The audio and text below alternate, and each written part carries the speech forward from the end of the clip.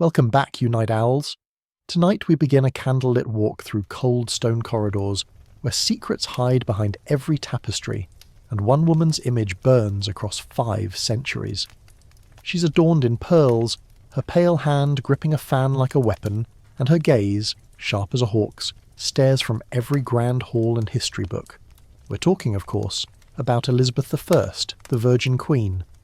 But don't let the title fool you. Virgin? Maybe. Loveless? Not even close. She ruled with iron, danced with danger, and wrapped even the most powerful men around her famously bejeweled fingers. They say she died untouched. They probably won't survive this. So before you get comfortable, take a moment to like the video and subscribe. But only if you genuinely enjoy what I do here. And in the comments, let me know where you're listening from and what time it is there. Now, dim the lights, maybe turn on a fan for that soft background hum, and let's ease into tonight's journey together. The air in 1558 is thick with tension. Mary I is dead, and England waits breathlessly for her half-sister Elizabeth Tudor to take the throne. She's 25, single, and impossibly clever. Her coronation isn't just a political shift. It's a branding moment centuries before social media. From her first day as queen, Elizabeth makes one thing clear. She will not marry. Not now, not soon, maybe not ever. But she doesn't say it coldly. It's more like a riddle, an artful dodge. She smiles and speaks of God's will and my subjects' love, and suddenly, not marrying becomes not just acceptable, but sacred. Her subjects eat it up. The Virgin Queen, the sacred sovereign, married only to her realm. It's part political theatre, part deeply rooted trauma. Remember, she's the daughter of Anne Boleyn, the executed wife of a famously unstable king. Her own childhood has been a masterclass in survival. Elizabeth knows how marriage can destroy a woman, especially one close to power. So she sidesteps it altogether, and turns that sidestep into a crown. Still, for someone so devoted to being unmarried, Elizabeth plays the love game with dazzling flair. She turns courtship into spectacle. Foreign suitors arrive with trunks of jewels and songs of devotion, but she strings them along like a seasoned matchmaker with no intention of settling down. Her rejection is an art form. One moment she giggles over Spanish poetry, the next she's publicly musing about life as a nun. England watches, enthralled. But there's more to this image than political savvy. Behind the iconic portraits and flowery speeches, Elizabeth carefully crafts her legacy. She leans into the myth. Virginity becomes not just virtue, but weapon. It shields her from parliamentary meddling, it raises her above her rivals, and it lets her control her own story in a world that rarely lets women do that. Of course, even icons have off days. Elizabeth isn't cold, she's fiery, passionate, even impulsive. She throws fits when her favourites disappoint her, and laughs loudly at jokes she enjoys.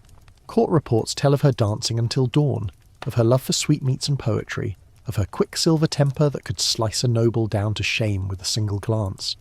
And then there's the way she looks. Elizabeth plays with her appearance like a maestro. Her face is a canvas of powdered porcelain, her eyes rimmed with kohl, her dresses stitched with gold thread and danger. She's otherworldly on purpose. A queen, yes, but also a fantasy. One man wrote that to see her was to behold a goddess. That was the point. Her virginity isn't just private, it's mythical. A story whispered through corridors, worshipped from afar, never confirmed, never denied. And yet, this legendary aloofness doesn't mean she lacks warmth. In fact, many men, and a few women, fall deeply under her spell. Some say she leads them on. Others claim she genuinely cares, though perhaps not in the way they wish. That ambiguity becomes her greatest strength. She keeps everyone just close enough to adore her, but not close enough to own her. Clever. Historians still argue whether Elizabeth's virginity was real, strategic, or both, but the truth might lie somewhere quieter, in her own writings, her most private letters, her careful refusal to ever name a true heir. Maybe virginity was a kind of safety net. Maybe it was a fortress. Or maybe, just maybe, it was her most daring form of rebellion. Remember, she inherited a country torn apart by her father's 6 marriages, her mother's execution, and her sister's terrifying reign. So Elizabeth becomes the opposite of all that. She is stability, consistency, and yes, singularity. No husband, no heirs, no drama. Just one woman against the world, and somehow she wins. But we'd be wrong to think she did it without longing. Even the most powerful hearts ache in private, and Elizabeth's letters, her poems, her rare confessions show glimpses of that ache. She writes of loneliness, of betrayal, of growing old while others pair off and disappear. She once told a courtier, "I am more afraid of making a mistake in marriage than I am of war." That says a lot, not just about politics, but about fear, trust, and maybe even heartbreak. Still, she forges ahead. The throne becomes her partner, her child, her cause. She says she is married to England, and while that may sound grand, it's also deeply personal. Her people adore her, even as they beg her to wed. They see in her a kind of chaste nobility, a woman who sacrifices personal joy for national glory. She lets them believe that. She encourages it. And perhaps that's the bittersweet truth. Elizabeth lives a life filled with admiration, affection, and yes, love. But not the kind scribbled in sonnets or shared in secret trysts. Her love is public, powerful and often unreturned. She loves her people. She loves her realm. She may even love certain men, but she never lets them define her. Yet, some of those men do try. They whisper sweet nothings, write her verses, kneel for hours outside her chamber door. One even tries to propose during a royal hunting trip. Spoiler, it does not go well. And each time she dodges, weaves, dazzles, and remains alone. Not because she must, but because she chooses to. Over and over. The irony. By never marrying, Elizabeth becomes the most beloved woman in England, and possibly the loneliest.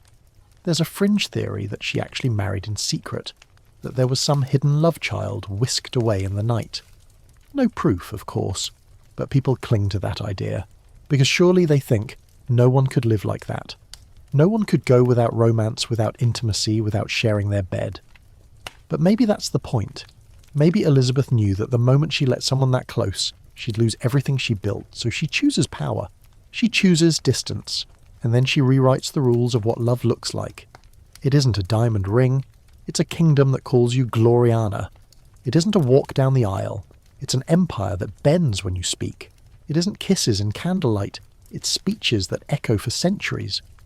That's Elizabeth's version of love, and whether or not she ever knew passion in the traditional sense, she left behind a legacy that pulses with admiration, mystery, and yes, longing. As we move through her life, we'll meet the men she adored, the women who shaped her, the rivals she destroyed, and the letters she left behind like breadcrumbs in a forest of thorns. Her story isn't about what she lacked, it's about how she used what she had. Her mind, her heart, her uncanny ability to make silence sing. Because even in silence, Elizabeth I is unforgettable, and her love story. It may be the strangest and strongest one history has ever known. The image of Elizabeth as a regal, untouchable figure begins long before she ascends the throne.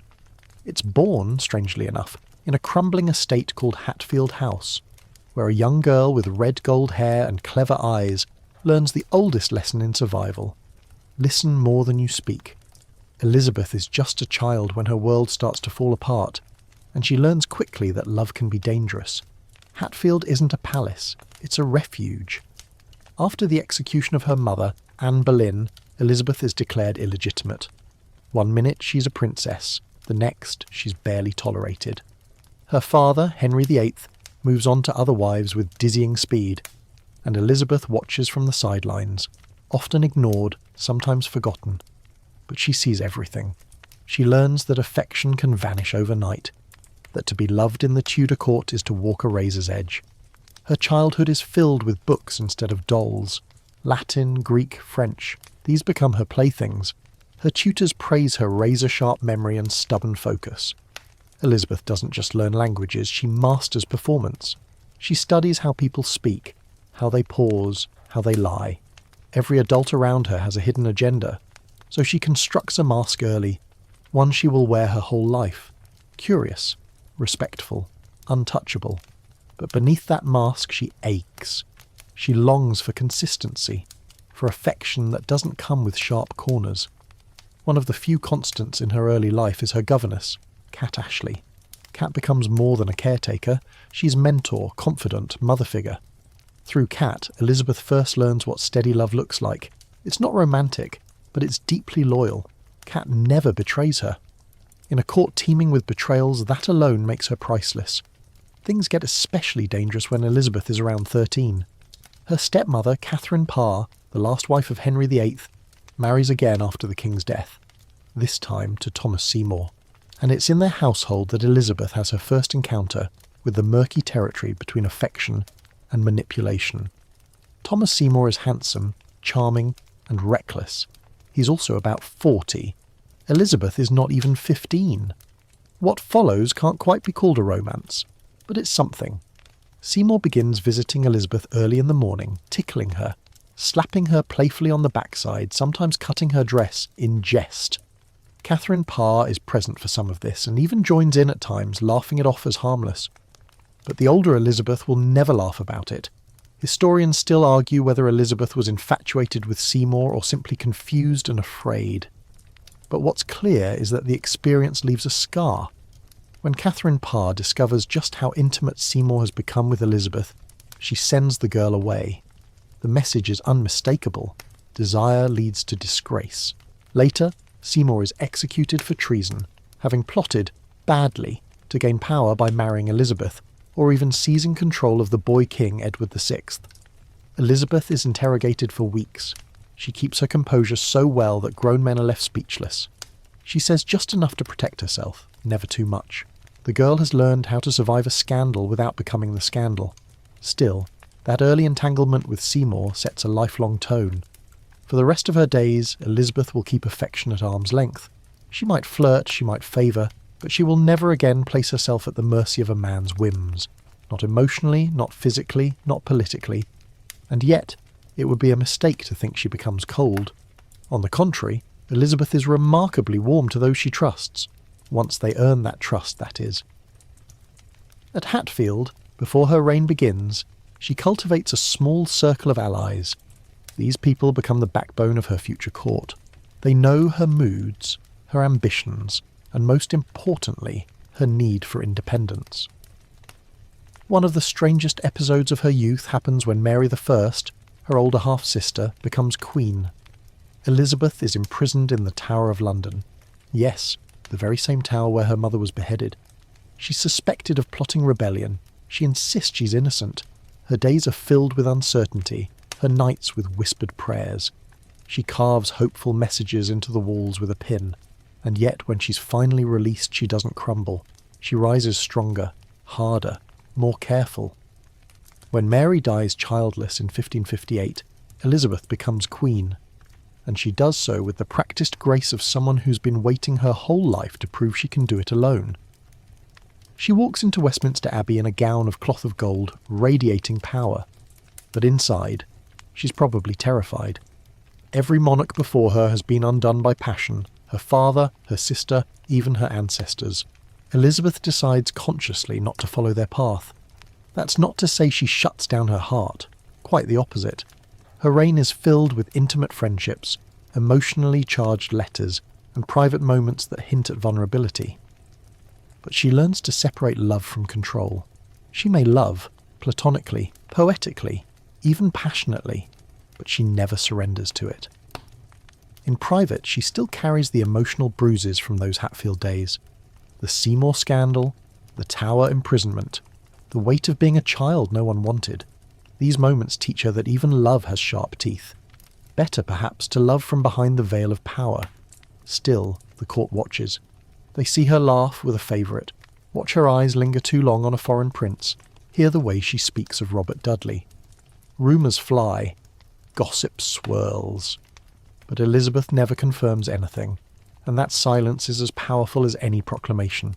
There's a story, possibly apocryphal, but irresistible, of young Elizabeth looking into a mirror after her release from the Tower and saying, "I am myself alone." It might not be true, but it feels true. It captures the very essence of her early years. A girl learning again and again that the only person she can fully trust is herself. Even the portraits from those days seem to reflect this internal distance. Look closely at the early images of Elizabeth. Not the grand queen in pearls, but the girl just stepping into power. Her eyes are clear, but there's a shadow behind them. She knows what it costs to love carelessly. She knows what it means to be used.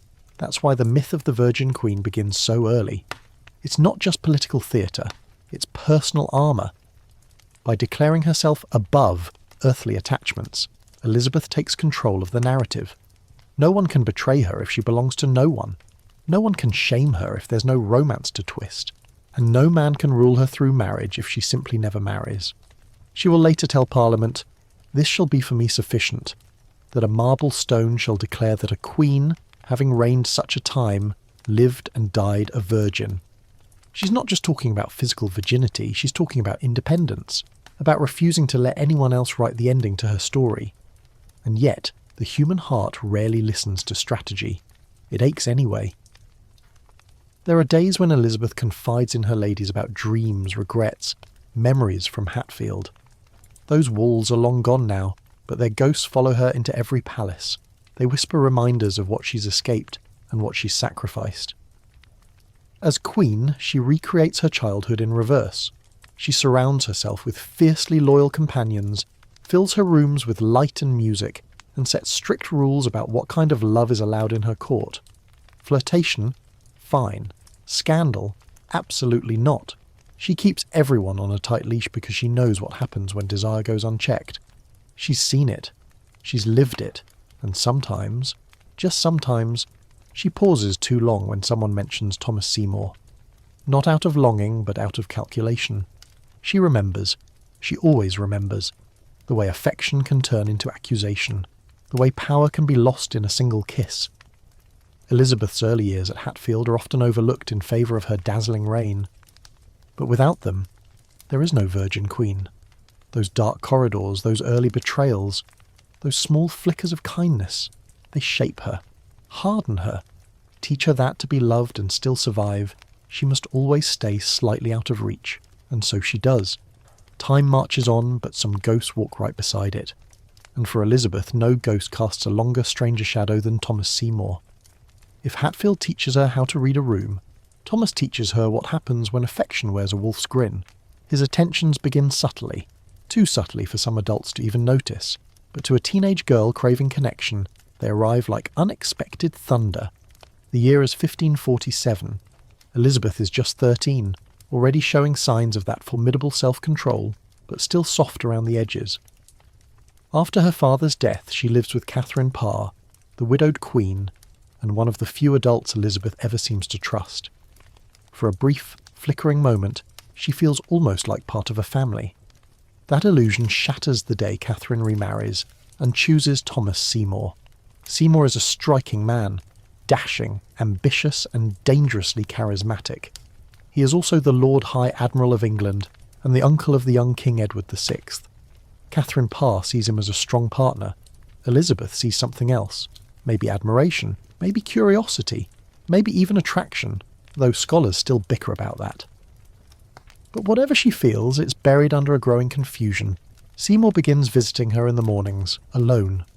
At first it's teasing, a slap on the behind, a comment about her appearance, then it escalates, cutting her dress while she's still wearing it, barging into her bedroom under the excuse of fun.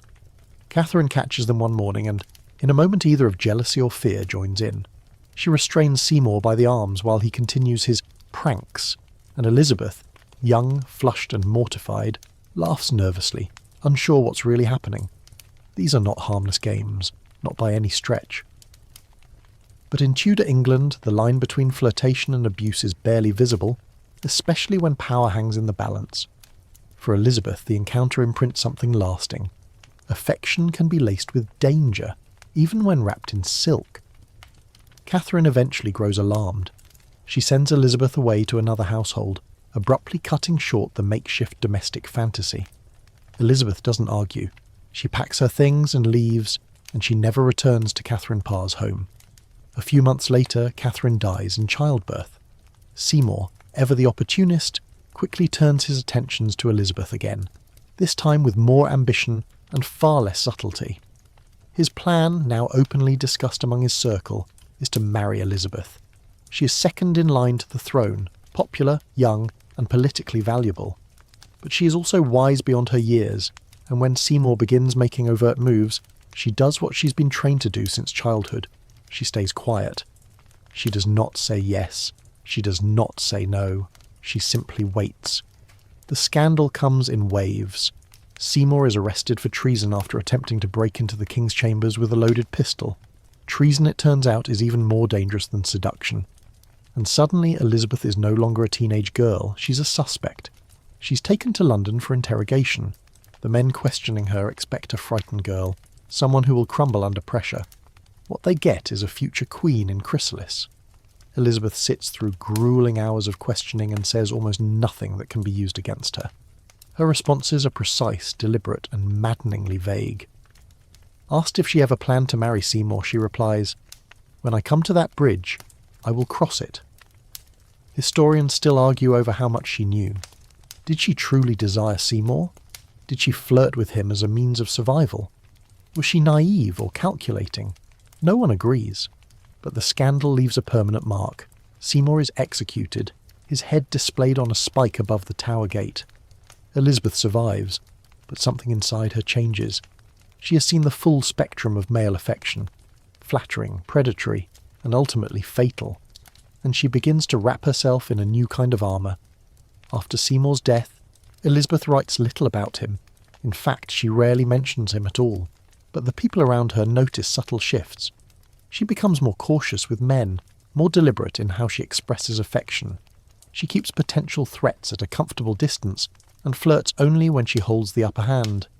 And yet, there are hints of something softer buried beneath the stone.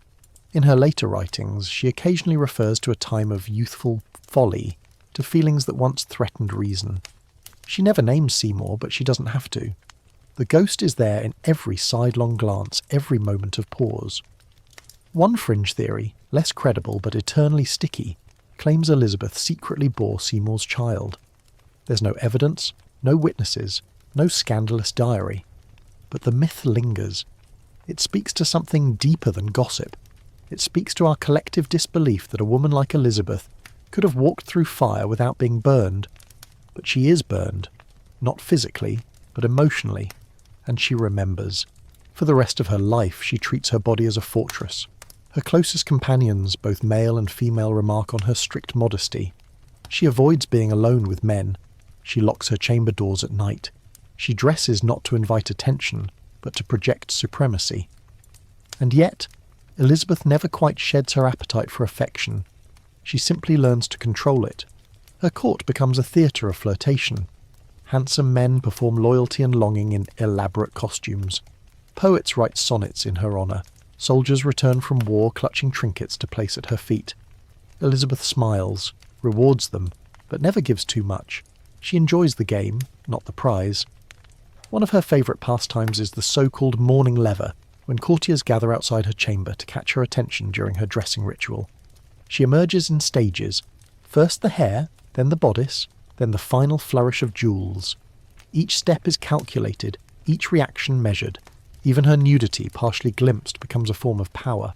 She may never again let a man like Seymour near her heart, but she doesn't retreat entirely. She keeps love on a leash, close enough to pet, never close enough to bite. Her experience with Seymour shapes more than her romantic life. It informs her politics too. She sees how men use charm as currency, how marriage proposals are often barbed with ambition, and she refuses to let herself be currency in anyone else's trade. Later she'll be courted by kings, dukes, even pirates, and each time she smiles, she listens, she delays. Sometimes she even pretends to consider, but she never commits, because Thomas Seymour taught her what it costs to surrender even a sliver of control. By the time she becomes queen, the myth of the Virgin Queen is already forming. But it's not a myth of purity, it's a myth of power. One forged in adolescence, sharpened by betrayal, and sealed in blood. Still, for all her control, Elizabeth remains human. There are nights when she walks alone in her private gardens, wrapped in velvet, murmuring to herself. Her ladies observe these moments with reverence. They know better than to ask questions. She keeps her heart carefully shelved, like a precious relic, too sacred to use, too fragile to expose. And as for Seymour, his name is never spoken at court, but he's there, a silent lesson carved deep in memory. He is the first man who dared to love her without understanding her, the first to treat her like a conquest, not a sovereign, the first to lose his head for underestimating her. Elizabeth never forgets. The crown is heavy, but Elizabeth wears it like it was made for her. She steps into sovereignty not as a bride, not as a consort, but as a woman alone at the helm of a kingdom famously suspicious of lone women. The world waits to see what she'll do, and she surprises everyone by doing it with exquisite flair. And yet, behind the glittering facade, behind the pearls, the lace ruffs, and the golden robes, she continues sculpting an image more enduring than any statue, the untouchable queen. From the very beginning of her reign, Elizabeth understands the power of perception. She knows her face will hang in manor halls and public buildings. Her likeness will be studied, dissected, adored. So she controls it, meticulously. Her portraits become symbols, not reflections. Look closely, she never ages. The painters are instructed to depict her with unchanging youth, eternal vigour, eyes unclouded by time or regret. She becomes less of a woman, more of an idea, the Virgin Queen, radiant and still, even as the years creep by. One of her most famous portraits, the Armada portrait, is less painting, more political pamphlet. She stands with her hand on a globe, her fingers resting on the Americas, while the storm-battered Spanish fleet sinks in the background. Her expression is calm, eyes direct, jaw set. She looks like a goddess carved from alabaster. There's no sign of fatigue, no hint of the difficult months leading up to the battle, just strength and supremacy. But the symbolism runs deeper. In nearly every official portrait, Elizabeth is dressed in white or silver, colours traditionally linked with purity and virginity. Around her are emblems, pearls, chastity, moons, divine femininity, even pelicans, which in medieval lore were believed to pierce their own breasts to feed their young, sacrificial love at its most dramatic. She wraps herself in metaphor. She becomes more myth than monarch, and yet her court is not a convent. It's a sensual, perfumed swirl of music, poetry, laughter and tension. The palace pulses with life, filled with men vying for her favour and women scrambling for her attention. Elizabeth delights in the theatre of it all. She does not just observe this drama, she directs it. Courtiers know that a glance from the Queen can make or unmake a man. They dress in their finest silks, compose flattering verses and rehearse witty remarks for days. She rewards charm and punishes presumption. One misstep, one word spoken too boldly, and a favourite can find himself reassigned to some remote, soggy outpost in Ireland. The lesson is clear. Affection must never presume ownership. She cultivates an air of gracious but unreachable warmth. At court festivities she may allow a favoured noble to kiss her hand, even her cheek, but no more. She laughs freely, dances often, but her affections remain elusive. She is adored, not claimed. But her private chambers tell a quieter story. In those rare, candlelit moments without an audience, Elizabeth removes the mask, but not all the way. She's never truly off stage. Her closest attendants, her ladies-in-waiting, remark on how even in sleep she appears composed, as if dreaming in posture. Some historians believe she suffers from insomnia. Others say she sleeps very little by choice, unwilling to let her guard down for more than a few hours. The truth likely lies somewhere in between. The demands of statecraft are exhausting, but not as exhausting as maintaining the elaborate illusion of emotional invulnerability. Still, there are days when the mask slips. Her attendants note occasional fits of melancholy. On her bad days she withdraws, speaks little, and walks restlessly through the palace gardens. Once she's found sitting beside a fountain long after midnight, her slippers soaked, her fingers tracing patterns in the water. She says nothing about it the next day, and no one asks. Yet the greatest irony of her reign may be this. In projecting eternal solitude she inspires overwhelming love. Her subjects don't just respect her, they adore her. She walks through towns and is met with weeping, cheering crowds. Children scatter flower petals in her path. Widows call out blessings. She's not simply monarch, she is symbol, mother, and saint rolled into one. There's no accident. Elizabeth works constantly to build this mystique. Her speeches, those speeches are masterclasses in emotional manipulation. She knows when to weep, when to raise her voice, when to pause for effect. She stands before the troops at Tilbury before the expected Spanish invasion and declares, "I have the body of a weak and feeble woman, but I have the heart and stomach of a king." They erupt in cheers. No one notices the trembling in her hands. Yet even with all the glory, the honours, the songs written in her name, there is a toll. She is fundamentally alone. And that loneliness is strategic. To be touched is to be vulnerable.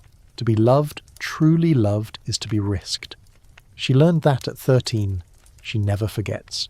Still, there are brief, flickering moments of almost connection. One of the oddest episodes occurs when Elizabeth, perhaps bored or perhaps testing limits, expresses vague interest in marrying a foreign prince. The court is thrown into disarray. Ambassadors scramble, paintings of potential husbands are shipped in by the dozen, political alliances hang in the balance. Then, just as suddenly, she changes her mind. No explanation, just a knowing smile. This becomes her signature move, the perpetual maybe, never, yes, never number. She dangles possibilities like baubles, watching how each faction reacts. Love becomes leverage. She uses it masterfully. And yet, through all of this, there's an undercurrent of fragility. Despite her strength, her cleverness, her iron will, there's the sense that Elizabeth is not just holding others at bay, she's holding herself together. She writes, in one letter, of "this loneliness which none may speak to, lest it shatter like glass." For a woman constantly surrounded by people, she is profoundly isolated. Even her ageing is theatrical. She refuses to be seen without her full makeup and regalia. Her ladies are sworn to secrecy about the gradual thinning of her hair, the growing number of wrinkles, the fading spark in her once vibrant eyes. When she begins losing teeth, she smiles less and speaks more forcefully, compensating for the fear that time will diminish her authority. And yet she does not crumble. She evolves. With each passing year, she deepens the myth. She becomes something more than human, something unreachable, and while that makes her seem immortal, it also ensures that no one truly knows her. There's a strange anecdote about one of her portraits. A painter, an ambitious young man, dares to depict her with slightly sagging skin, more realistic eyes, a less porcelain-like finish. She sees the painting once and immediately has it destroyed.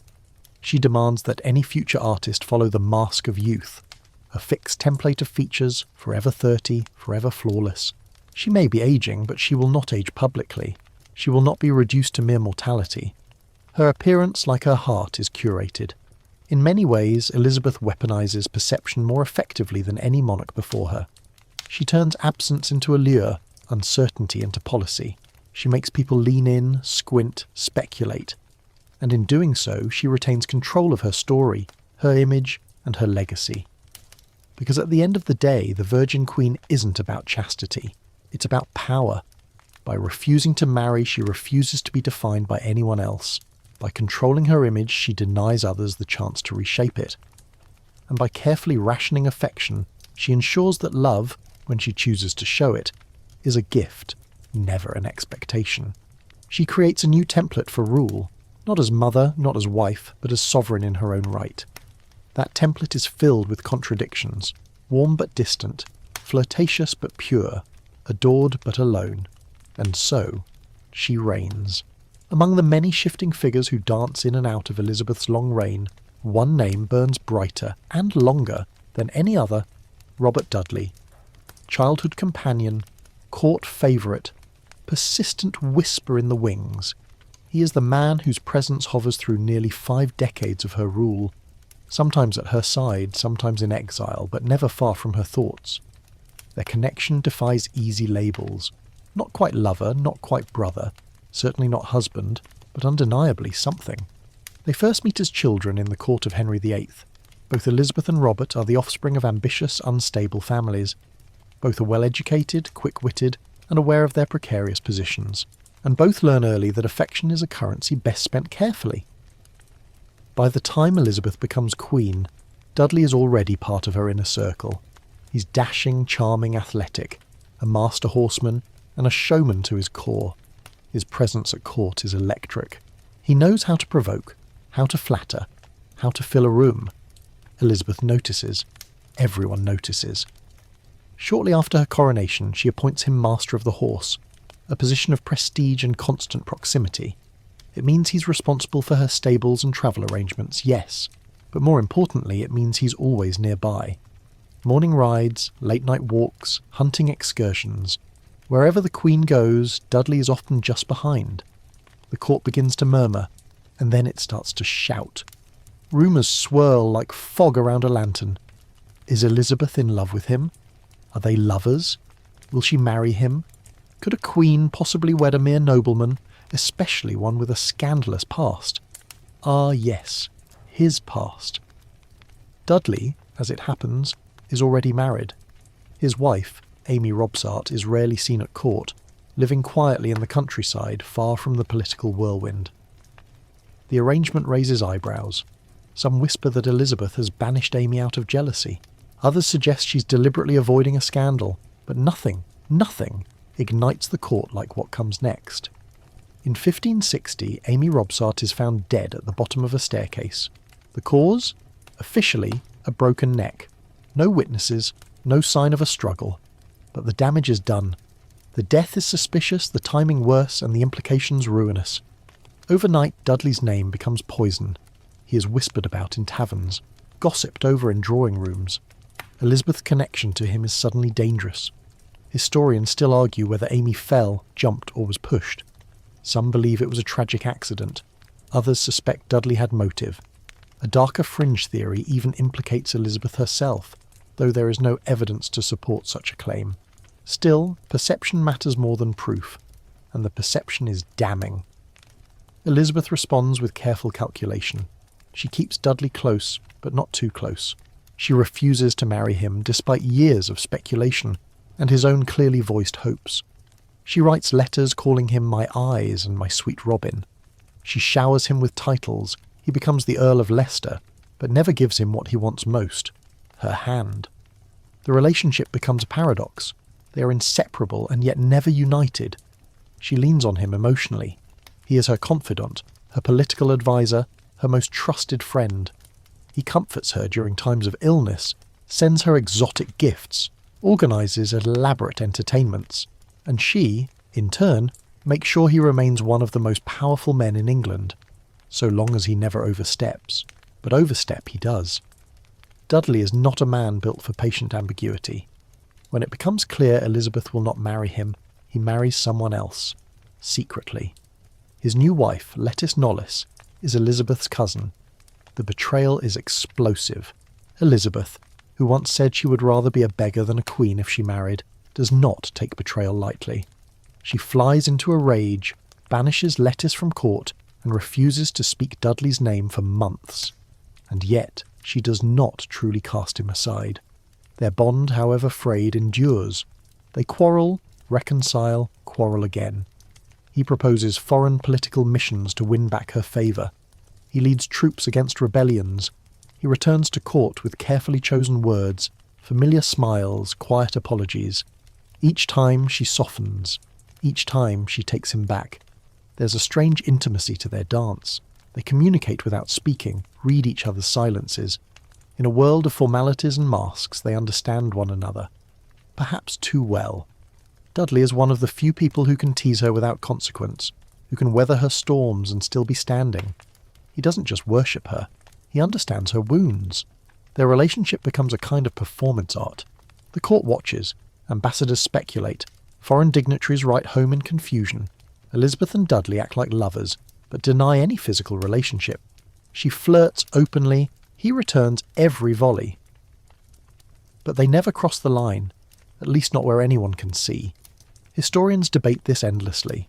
Was theirs a chaste love? A politic partnership?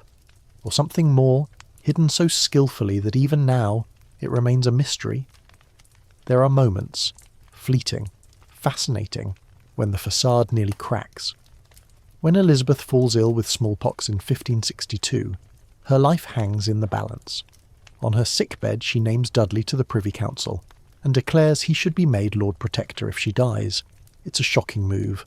For a woman who guards power so jealously, handing the reins to a man, any man, is nearly unthinkable. That she chooses Dudley speaks volumes, and yet she recovers, and she regrets. The panic fades, the barriers return, Years pass, Elizabeth grows older, so does Dudley, but their connection persists. When he departs on military campaigns, she writes him letters full of worry and tenderness. When he returns, she welcomes him with private dinners and courtly dances. They fall into old rhythms, speak in shared glances, and laugh at private jokes that no one else understands. And then, in 1588, Dudley dies unexpectedly while travelling to command troops against the Spanish Armada. Elizabeth receives the letter in her chambers. She reads it once, then once again. Then she locks herself away for days. She refuses food, refuses light. Her ladies hear muffled sobbing behind closed doors. She keeps the last letter he ever wrote to her in a box beside her bed, for years, until her death. That detail, so small, so intimate, says more than any speech ever could. The world will remember Dudley as many things: ambitious, charming, possibly complicit in his wife's death. But to Elizabeth he is something else entirely, a mirror perhaps, a reminder of who she was when the crown was new and everything still seemed possible. Their story is not a love story in the traditional sense. It has no wedding, no children, no happy ending. But it is love, all the same. Complicated, compromised, and constantly evolving.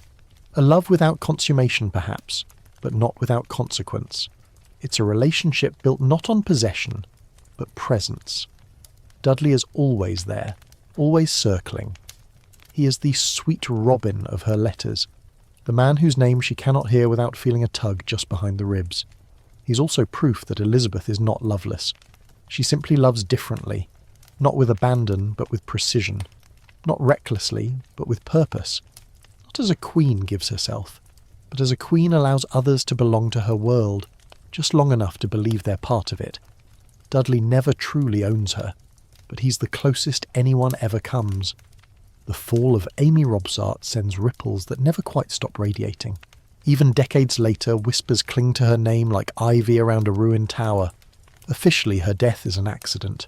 But nothing in the Tudor world is truly accidental, not when it concerns a queen, a favourite, and a staircase. It's September 8th, 1560. Amy is alone in Cumnor Place, her country home. Her servants find her at the bottom of the stairs with a broken neck. There is no note, no scream heard, no sign of forced entry. It's a silence louder than any confession. In the court, the news lands like a thunderclap. Amy Robsart is dead. Robert Dudley is free. And the Queen is suddenly in a far more precarious position than anyone had imagined. Elizabeth is said to be in deep concern upon hearing the news. Not grief, concern. She knows what this will look like. She's too clever not to. The timing is ghastly. Dudley is already her closest companion, and now, with his wife's body barely cold, people begin to talk, loudly. They say he had motive, that the Queen was involved, that Amy's death is a gateway to marriage. But the marriage never comes. In fact, Elizabeth distances herself, carefully but not completely. She keeps Dudley close enough to soothe her, emotionally, politically, but not so close that scandal can consume them both. She understands the precarious tightrope she walks. Marrying Dudley now would confirm every ugly rumour, and worse, it might provoke rebellion. The nobility is watching. The foreign courts are circling. Her people, who adore her, would not tolerate a marriage that smacks of murder. So instead of choosing love, she chooses the crown. Again. But that doesn't mean she forgets Amy. If anything, Elizabeth is haunted by her. She never speaks Amy's name publicly, but the shadows linger. She never visits Cumnor. She never allows Dudley to speak of his late wife at court. Her silences once again do the talking. Historians still debate the true cause of Amy's death. Some say she was terminally ill and may have taken her own life, a final act of defiance or despair. Others believe her fall was staged, her death arranged to clear the path for Dudley's royal ambitions. And then there are those who think it really was an accident, a slip on the stairs, an unfortunate twist of fate. But even if it was fate, Elizabeth knows that appearances matter more than facts. So she leans back into the myth of herself, the Virgin Queen, the untouched sovereign. She doubles down on her image of solitary strength. If there is grief in her, she buries it beneath layers of velvet and ritual. She smiles, she dances, she hosts banquets with music and laughter. even as rumours thrum just beneath the surface. The court, ever hungry, devours the spectacle.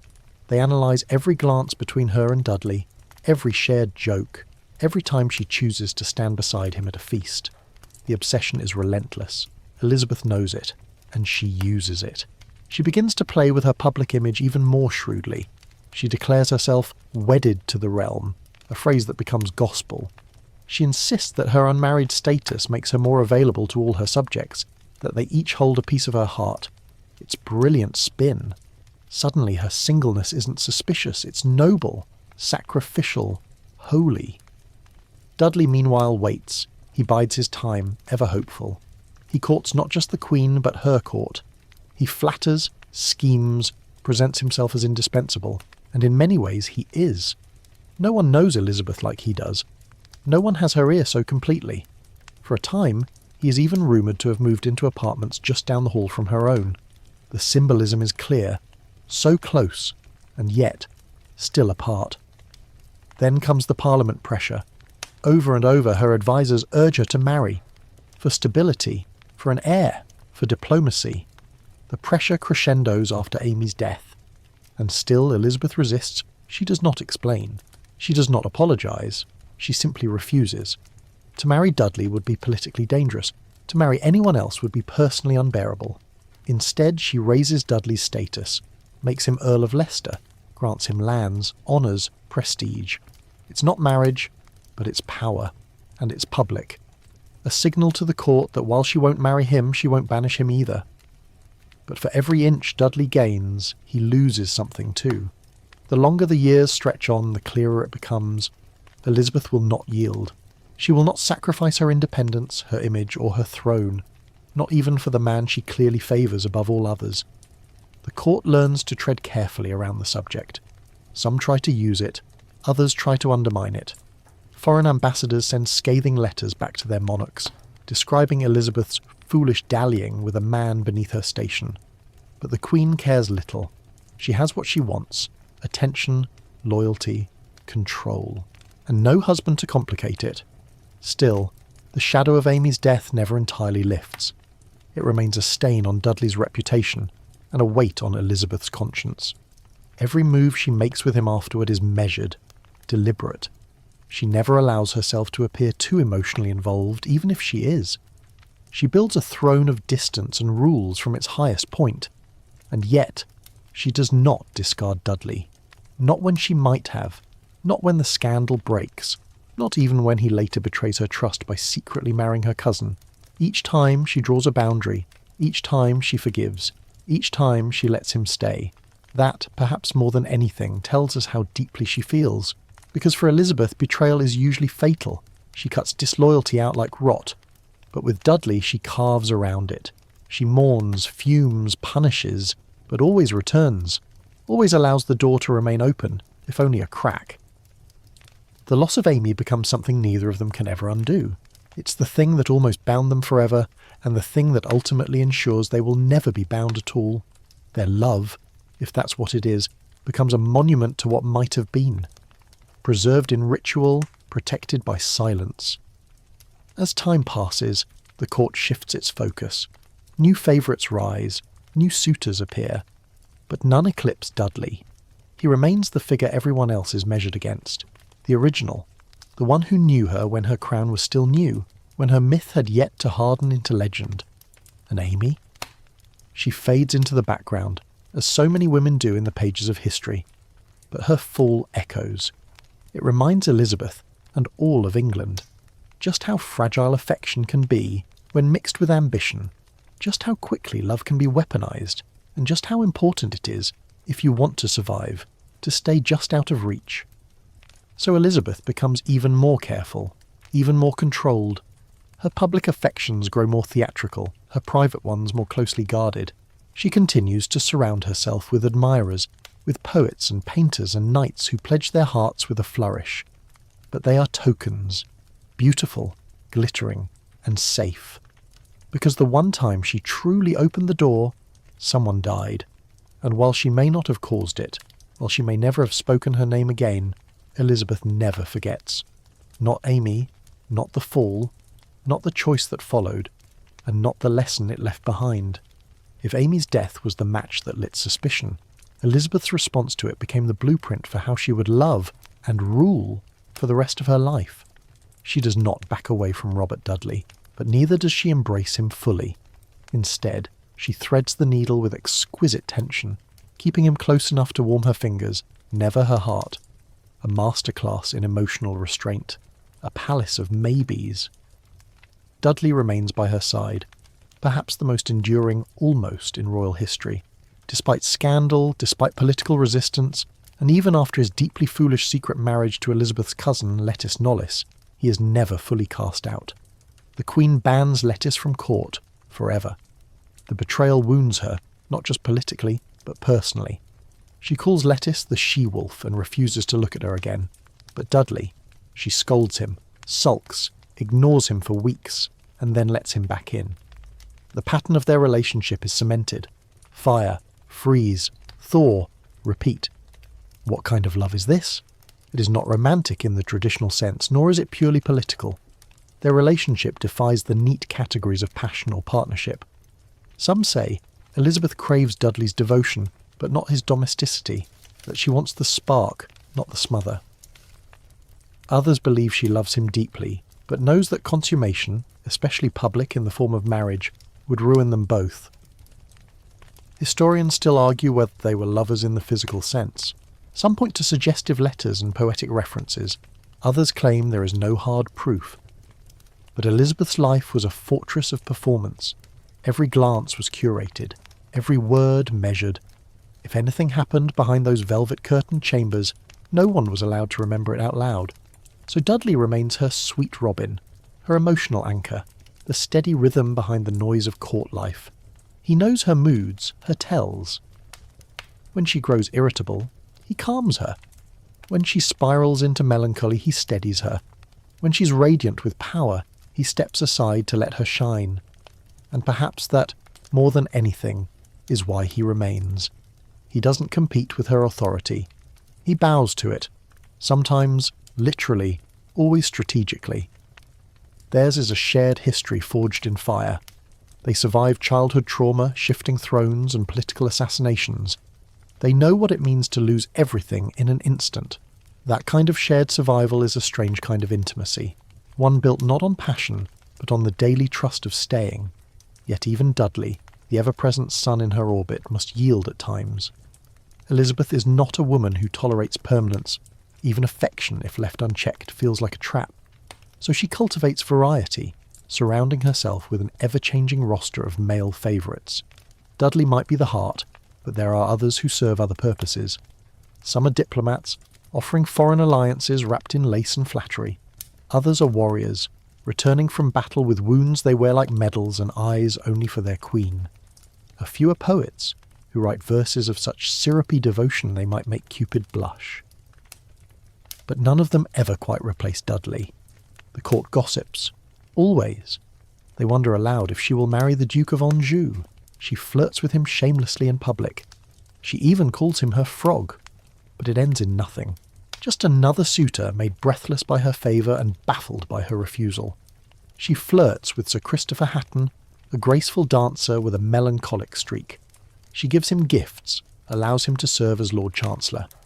But there's a line he never crosses. No one crosses it. Not really. Then there's Sir Walter Raleigh, bold and brash, a man who allegedly lays his cloak in the mud for her and later names a New World Virginia in her honour. Because of course, she is the Virgin Queen.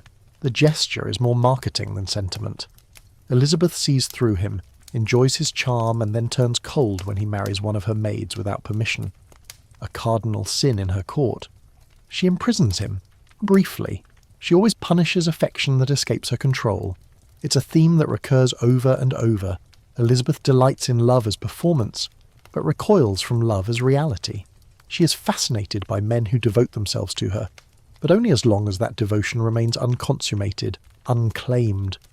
The moment it becomes physical or private, she withdraws, because private love is real love, and real love is dangerous. Dudley understands this better than anyone. He pushes occasionally, but he also knows when to stop. He learns how to exist within the lines she draws, fuzzy though they may be. He remains, until the end, the only man allowed to stand beside her without tipping the scales too far.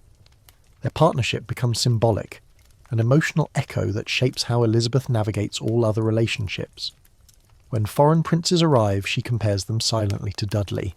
When courtiers try to impress her, she measures their loyalty against his. None measure up, or more precisely, none are allowed to. There is even an eerie parallel between Elizabeth's handling of romantic love and her approach to succession. Just as she refuses to marry, she also refuses to name an heir.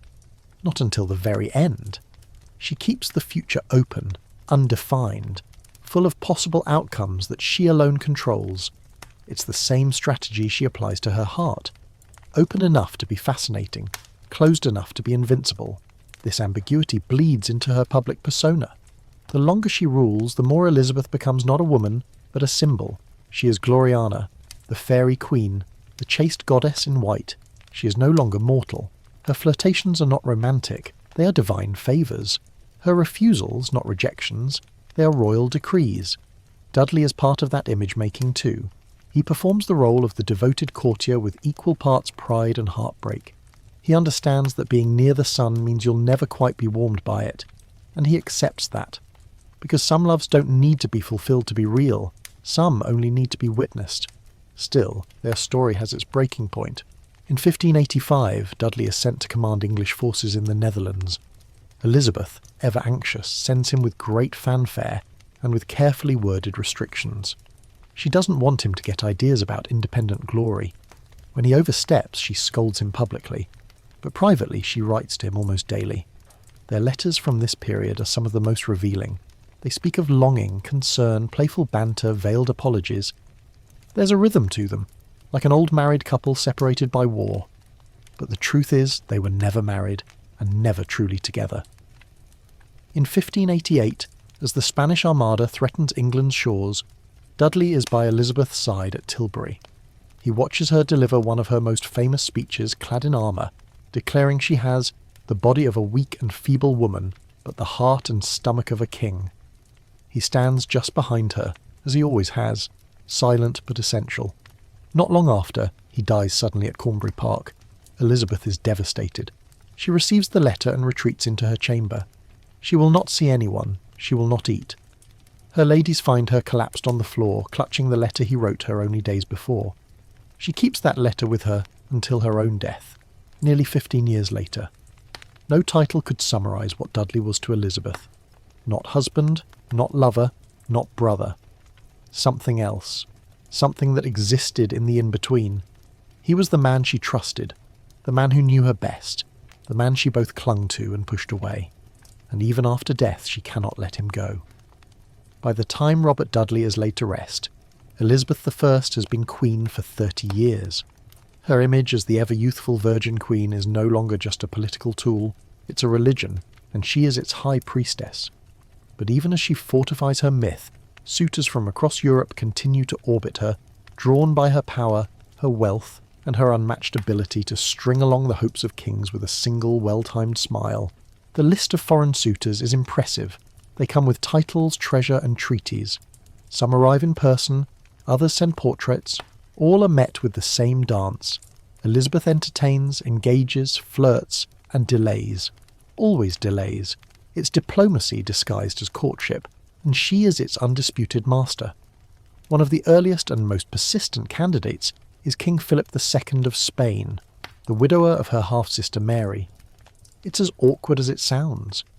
Philip proposes almost immediately after Mary's death, hoping to maintain Spain's grip on England through a tidy marriage. Elizabeth demurs, citing mourning, then politics, then timing, then the vague flutterings of personal preference. In truth, she has no intention of marrying him. She simply needs time. Time to secure her throne, time to prove her authority, time to send a clear signal. She will not be her sister's shadow. Then there's the Archduke Charles of Austria, Protestant enough to be acceptable, yet Catholic enough to be useful. Negotiations drag on for years. Elizabeth stalls expertly. Her counsel urges her to consider the match. She flirts with the idea, praises his virtues, asks for more portraits. She even arranges secret meetings with his envoys, teasing out the maximum diplomatic benefit without ever truly committing. When the pressure builds, she sighs poetically, referencing the weight of the crown and the loneliness of duty. It's theatre. Brilliant, exhausting theatre. Perhaps the most notorious of her flirtations comes in the form of Francois, Duke of Anjou, also known as the Frog. 22 years her junior, pockmarked and slight, Anjou is hardly a romantic figure, but he's politically valuable. Aligning with France could stave off Catholic aggression from Spain. Elizabeth toys with the idea publicly, even allowing him to visit England and woo her at court. Their relationship is equal parts satire and seduction. She calls him "my little frog." He writes her passionate letters. At banquets she places him beside her, to the horror of many English nobles. The court is scandalised. Her people panic at the thought of a Catholic Frenchman becoming king consort. Yet Elizabeth seems genuinely fond of him. She keeps one of his love letters tucked in her private chambers. She even goes so far as to announce their engagement, briefly. The moment doesn't last. The backlash is too strong, the alliance too unstable, and once again Elizabeth retreats, gently, skillfully, leaving Anjou baffled and broken-hearted. He departs England in disappointment. She writes to him later with aching affection, calling him her dearest brother, and lamenting the cruelty of necessity. He dies young, just a few years later. She wears black for days. Another suitor lost, not to rejection this time, but to the inevitable march of mortality. There are others too, less prominent, less promising. The King of Sweden, persistent but dull. The Duke of Ferrara, far too distant. Even Ivan the Terrible of Russia flirts with the idea, suggesting a marriage that would unite two unpredictable empires. Elizabeth replies with polite horror. Each time, the result is the same. She dances close enough to ignite hope, then steps back before the flame can burn her. She uses the possibility of marriage as a tool of statecraft, never as a genuine destination. In doing so, she keeps her options open, her enemies guessing, and her independence intact. Historians still debate whether Elizabeth ever seriously considered any of these matches. Some argue she was genuinely torn at times, caught between desire and duty. Others believe she knew from the start that she would never marry, and simply used the illusion of availability as a geopolitical chess piece. The truth, as always with Elizabeth, lives somewhere in the middle. What's clear is this: marriage, for Elizabeth, is not romance, it's risk. And in the world of 16th century monarchy, marriage is not a private affair, it is a national policy. A husband would mean divided power, foreign influence, possible heirs, and worse, expectations. Elizabeth watches other queens fall into political ruin the moment they marry. She watches noblewomen die in childbirth. She watches alliances collapse over love gone wrong. So she resists, not with bitterness, but with calculation. She makes her singleness into sainthood. She wraps it in poetry and pageantry. She invites her people to see her not as incomplete, but as incorruptible. Still, these foreign suitors leave their mark. They populate her letters, her court gossip, her wardrobe. Elizabeth adapts her fashion to echo their cultures, dons French silks, Spanish embroidery, Austrian jewels. She wears diplomacy like a second skin, knowing full well that every sleeve is a message, and behind the scenes she laughs. She jokes with her ladies about the endless parade of portraits, how some suitors have better painters than features. She once famously quips, after seeing a particularly unflattering likeness, "If that be a man, I would rather be a nun." It's these moments of wit threaded through the iron discipline that remind everyone she's still very much human. Despite the facade, Elizabeth is not immune to longing. Some letters hint at late-night regrets, at loneliness, at dreams deferred. But she never allows these feelings to become weakness. She channels them into poetry, into speeches, into policy. Her personal sacrifices become public triumphs. She once tells her council, "I would rather be a queen without a husband than a woman with regret." It's not just a motto, it's a shield, and she wields it ruthlessly. Even her advisors eventually relent. They beg, plead, scheme, but Elizabeth remains unmoved. Not because she is cold, but because she has seen too much. She knows that a husband would not free her, it would bind her. She has fought too hard to build a realm that bends to her alone. No man, however noble, however well-intentioned, is worth risking that. And so, the suitors fade. Some return to their countries, confused and a little bruised. Others die in battle or wed elsewhere. A few never quite get over her, their names scrawled in the margins of diplomatic dispatches like half-forgotten poems. But Elizabeth, she remains, unwed, unbent, unbroken. She turns her court into a temple of chivalry, her reign into a romance all its own. She lets the world fall in love with her image, not her body. She makes herself legend. Because in the end, she doesn't need a husband to complete her. She doesn't need children to leave a legacy. She needs only the crown, and the performance of sovereignty so convincing, so enthralling, that even centuries later we're still wondering who she really was beneath the paint, and maybe, just maybe, she likes it that way. The courtship of the Duke of Anjou is perhaps Elizabeth's most dangerously close brush with matrimony. It goes beyond flirtation, beyond posturing. For a brief dizzying moment in the late 1570s, it appears that the Queen might actually marry. She's in her mid-40s now, long past the age most women of the time would even consider marriage, and yet the political situation is as precarious as ever. Catholic Spain looms like a thundercloud. Protestant alliances need reinforcement. England, still without an heir, remains a kingdom delicately balanced on the shoulders of one extraordinary woman. And then comes Francois, Duke of Anjou. 20 years younger, diminutive, not conventionally handsome. Pockmarked, some say, but lively, clever, witty, and bold. Unlike most suitors, Anjou doesn't hide behind ambassadors or rely solely on his portrait. He comes in person. He stands in the English court in all its tight-laced splendour and courts the Queen like a man with nothing to lose. Elizabeth is charmed, possibly more than charmed. She calls him her frog, a nickname both teasing and oddly affectionate. He calls her Mamie, my darling. They dance, they converse in private. At one point she wears his ring in public. It is the closest she ever comes to engagement. The court reels, nobles panic, the people mutter, a Catholic Frenchman as king? Impossible, unthinkable, dangerous. But Elizabeth, ever the strategist, sees more than love in this potential union. She sees leverage. France offers an alliance, a bulwark against Spain, a chance to balance the scales of European power. And for once, it's not just political. She seems genuinely taken with him. Her letters from the time are unusually soft, even vulnerable. She writes with affection, with warmth, with hesitation. But even then, even with her heart softening, her mind never loses focus.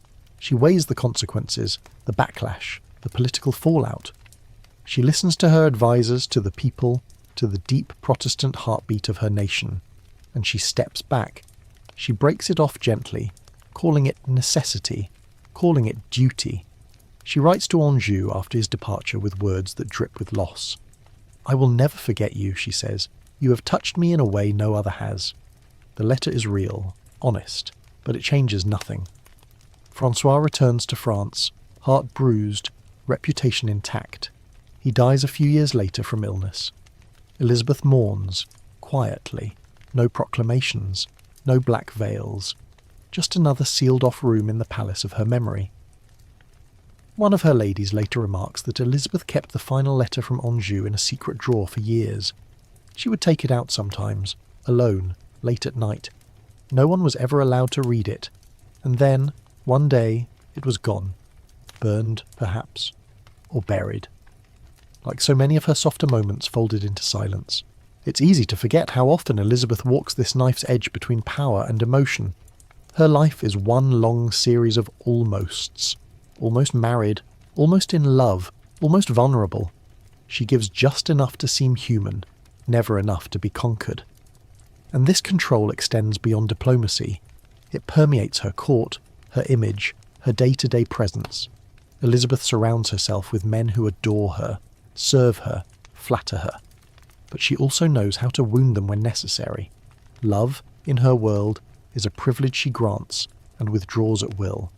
There's a curious moment years after the Anjou affair, when one of her newer favourites, the much younger Robert Devereux, Earl of Essex, dares to bring up Anjou in jest. Elizabeth doesn't laugh. Instead, she grows cold. "He was the only one I could have loved," she says, "and even he was not worth the price." Then she turns away, dismissing both the memory and the man who dared to mention it. Because that is the pattern. She allows no one to hold the upper hand. Not in love, not in politics, not in legacy. And yet, beneath all the symbolism, the ruffled collars, the polished marble portraits, there is still a woman. One who keeps trinkets in locked drawers. One who writes letters with ink-stained fingers and rereads them by candlelight. One who, even as she claims to need no companion, sometimes lingers too long in silence.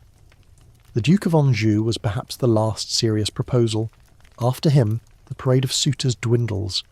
Not because she is no longer desirable, she remains radiant, resplendent, terrifyingly magnetic, but because everyone finally understands Elizabeth will not marry. Not ever. She has made herself clear, in word and deed. But the memory of Anjou lingers. It hovers at the edge of her legacy, proof that even the Virgin Queen was, at times, tempted. That even she once let down her guard, just for a moment, and imagined a life beside someone else. Of course, she would never let anyone else confirm this. The official version of the story is neat and tidy. Elizabeth remains single to protect her country, to preserve her autonomy, to rule unencumbered. But unofficially, there is that love letter, that ring, that pause before she sent him away. Even the poets of the age, normally quick to deify her, catch a different tone in their verses, a little more yearning, a little less praise. They begin to wonder, was the Queen truly so untouched, or simply so bruised by early experiences that no future touch could be trusted? Historians still argue whether Elizabeth truly loved Anjou. Some dismiss it as political theatre, others see in it a rare, real possibility, a glimpse of what might have been had she not been Queen. But that's the catch, isn't it? Elizabeth isn't who she might have been. She is who she became, and who she became had no room for such maybes. Still, the what-ifs remain. What if she had married him? What if a Catholic prince had become king consort of Protestant England? What if she'd borne children? Would the country have accepted them? Would she have been deposed? Would England's golden age have darkened under the weight of personal happiness? Perhaps she asked herself the same questions. Perhaps that's why she stopped herself.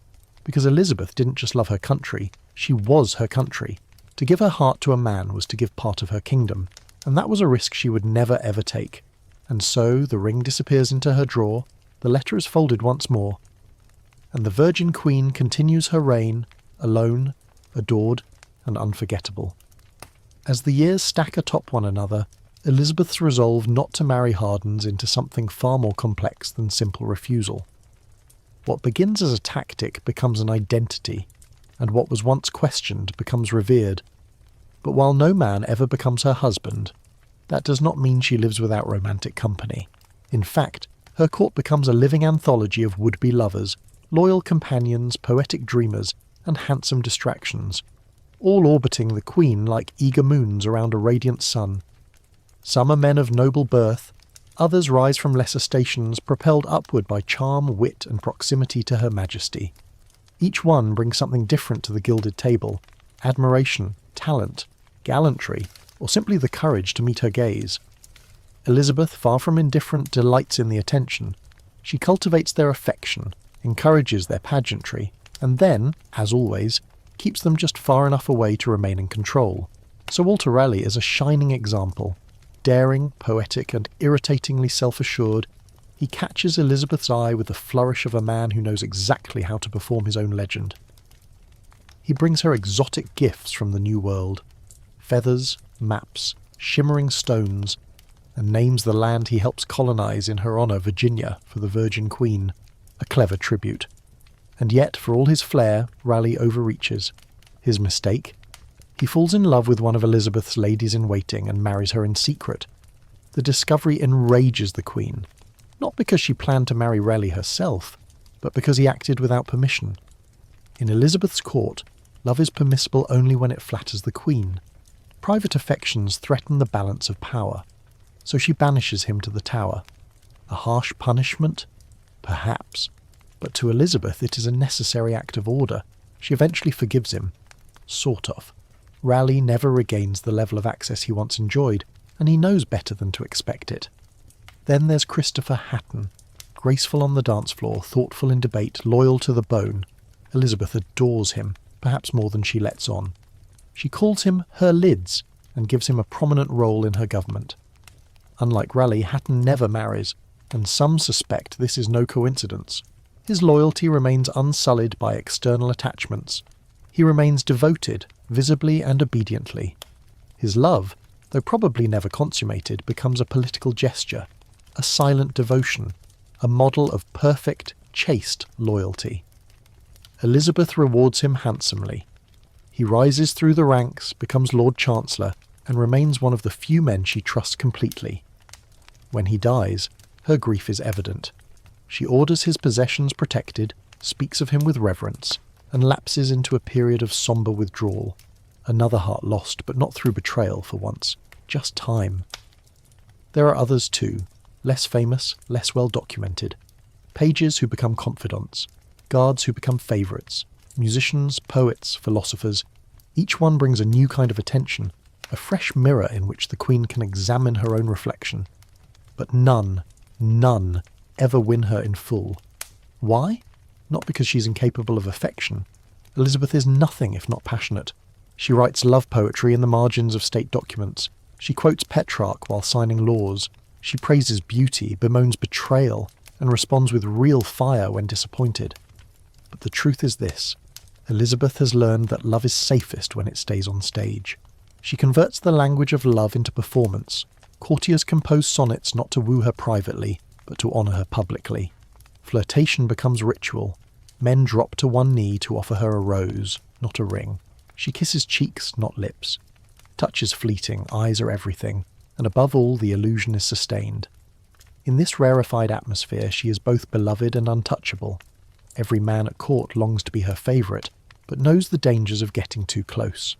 Many fall from grace not because they fail in love, but because they succeed too well. They forget that Elizabeth's affection is not theirs to keep. It is hers to give and hers to take away. And then, of course, there are the men who never stand a chance. Foreign diplomats, watching this spectacle from afar, report with frustration that the Queen seems to be playing an entirely different game. They come expecting politics and find poetry. They seek treaties and are met with teasing riddles. They try to understand her, but always fall short. One ambassador from Venice writes, "The Queen is more difficult to read than any cipher. She speaks of love like a poet and of a war like a general. I am bewildered." That, of course, is the point. Elizabeth thrives on ambiguity. It is her camouflage, her shield, her weapon. There are stories, too many to be confirmed, too persistent to ignore, of secret meetings and private messages, of late-night walks in the garden, of hands brushing briefly in the shadows of stone archways. Some believe she had a hidden lover. Others argue that she enjoyed the thrill of suggestion far more than any actual encounter. Even her ladies speculate but never agree. Some claim she was as cold as glass. Others recall moments of tender confession. Still others remember fierce jealousy, especially when a favourite dared to look elsewhere. The truth? It lies tangled in silk sheets and whispered glances. And Elizabeth, ever the playwright of her own legend, makes sure no one ever sees the full script. Still, in all this deliberate distance, there is a strange sort of intimacy. The Queen does not love one man. She loves the idea of being loved by many. It is her currency, her theatre, her form of emotional control. And while it may sound manipulative, it is also in many ways her only option. She is a woman in a man's world, a ruler in an era where female power is seen as unnatural unless softened by marriage. Elizabeth refuses to soften. She sharpens. She weaponizes affection. She makes it impossible for anyone to claim her, because to claim her would be to claim England itself. So, instead of a husband, she gathers suitors like a bouquet, each man a petal in her elaborate costume. She uses their devotion to distract her enemies, to inspire her poets, to charm her court. And in doing so, she creates a new archetype, the sovereign whose power is enhanced, not diminished, by love without possession. This model is echoed in her art. In the masks and pageants she sponsors, Elizabeth is portrayed as a goddess, radiant, distant, surrounded by worshippers. She is the moon, not the earth. She does not revolve around others, they revolve around her. And in this, she finds a form of emotional fulfillment that transcends traditional love. She's adored not for who she is in private, but for what she represents. Chastity becomes a kind of holiness, her singlehood a symbol of national purity, her body as England's body, her heart the heart of the nation. Some historians recoil from this. They see it as tragic, lonely, artificial. But perhaps Elizabeth would see it differently. Perhaps for a woman born into chaos, affection that does not trap is the only affection worth having. Perhaps the absence of intimacy is not a void, but a boundary. One she chose, one she drew in gold. And so, she continues to curate her circle. Courtiers grow old, favourites fall, new faces rise, but none replace the myth, none are allowed to. Because in the world she's built, Elizabeth doesn't need one great love story. She is the love story. Enter Robert Devereux, the second Earl of Essex. Bold, beautiful, reckless Essex. If Robert Dudley was the steady flame Elizabeth kept glowing by her side, then Essex is the firework that explodes in the middle of a calm night, startling everyone and briefly setting the sky on fire. He is everything Dudley was not. Impulsive where Dudley was measured, youthful where Dudley was seasoned, dangerously unpredictable where Dudley was meticulously loyal. And yet, somehow, Elizabeth cannot look away. It begins innocently enough. Essex is the stepson of Dudley, part of the court's next generation of ambitious young nobles. He's in his early 20s when he first catches the Queen's attention, and she's over 50. The age gap shocks modern ears, but Elizabeth doesn't seem to mind. In fact, she thrives on it. Essex is full of vitality, wit, and swagger. He reminds her of her own youth, or perhaps of the youth she never truly had. And for his part, Essex knows exactly how to play the part of the ardent favourite. He performs admiration with a theatrical flair, he jousts in her honour, writes impassioned letters, kneels dramatically during audiences, and Elizabeth, who by now has mastered the art of keeping men on emotional leashes, finds herself more charmed than she intends to be. There is a spark between them, undeniable and dangerous. It's not romantic in the traditional sense, nor purely maternal, but something volatile and in between, a mix of fascination, projection, and eventually resentment. She raises him quickly, too quickly perhaps. Essex becomes a member of her Privy Council, a military commander, a favourite in every sense. He grows used to her indulgence, assumes that her favour is permanent. But Elizabeth is never indulgent without calculation. She elevates Essex not just because she likes him, but because she needs new blood to invigorate her court, and she knows she can use him. Until, inevitably, she can't. Their relationship is tempestuous from the start. Essex, emboldened by his rapid rise, begins to treat her with a shocking level of familiarity. He interrupts her, contradicts her in council meetings, and once, infamously, turns his back on her in a fury and storms out of the room. Such behaviour from any other man would result in immediate disgrace, but Essex gets away with it. At first. Elizabeth forgives him, again and again. Perhaps because she sees in him a glimpse of Robert Dudley long gone, or perhaps because she enjoys the tension, the challenge. Essex doesn't flatter her like the others. He provokes her, tests her. And for a woman surrounded by sycophants, that might feel intoxicating. But court favour is like mercury, slippery, impossible to hold. Essex begins to overestimate his power. He leads a military expedition to Ireland with grand promises of victory and glory, only to fail spectacularly. He disobeys orders, negotiates without approval, and finally returns to England in disgrace. And here the unravelling begins. In a move that stuns everyone, Essex barges into Elizabeth's private chambers, uninvited, unannounced, and while she is still in her morning dishabille. It is a staggering breach of etiquette, one that Elizabeth, for all her affection, cannot ignore. She had always controlled access to her body and image with absolute precision. This intrusion is more than disrespectful. It is a threat to her carefully maintained power. She has him placed under house arrest. For months they exchange letters. Essex pleads, apologises, begs for mercy. Elizabeth, torn between fury and fondness, vacillates. She releases him, but does not restore him. He returns to court not as a favourite, but as a man on thin ice. Essex predictably cannot accept that. He broods, he schemes, and eventually he rebels. The Essex Rebellion of 1601 is not well organised. It is not noble. It is not even particularly dangerous. It is desperate, a half-baked attempt to seize control of the court and force Elizabeth to restore his status. He marches through the streets of London with a ragtag group of followers, hoping the people will rise up in his name. They do not. Within hours, the rebellion collapses. Elizabeth is left with a decision she never wanted to make. She has loved Essex, in her way. She has favoured him, trusted him, endured him. But treason is treason, and she cannot allow sentiment to override state security. She signs his death warrant. It is, by all accounts, the most painful decision of her reign. She delays it for days, revises it, cries over it, and when the execution is finally carried out, she retreats into silence. Some say she becomes thinner, more withdrawn. Others note that she keeps his ring, a small gold band he once gave her, tucked away in a velvet pouch. There's a story, unverified but persistent, that Essex sent her a final message before his death, that he begged forgiveness, that he reminded her of their bond, and that the Queen never received it because the messenger was intercepted. It's the kind of tragic epilogue that history loves. Whether true or not, it echoes the deeper reality. Essex represented the last great emotional gamble of Elizabeth's life, and it ended in blood. After Essex, something changes.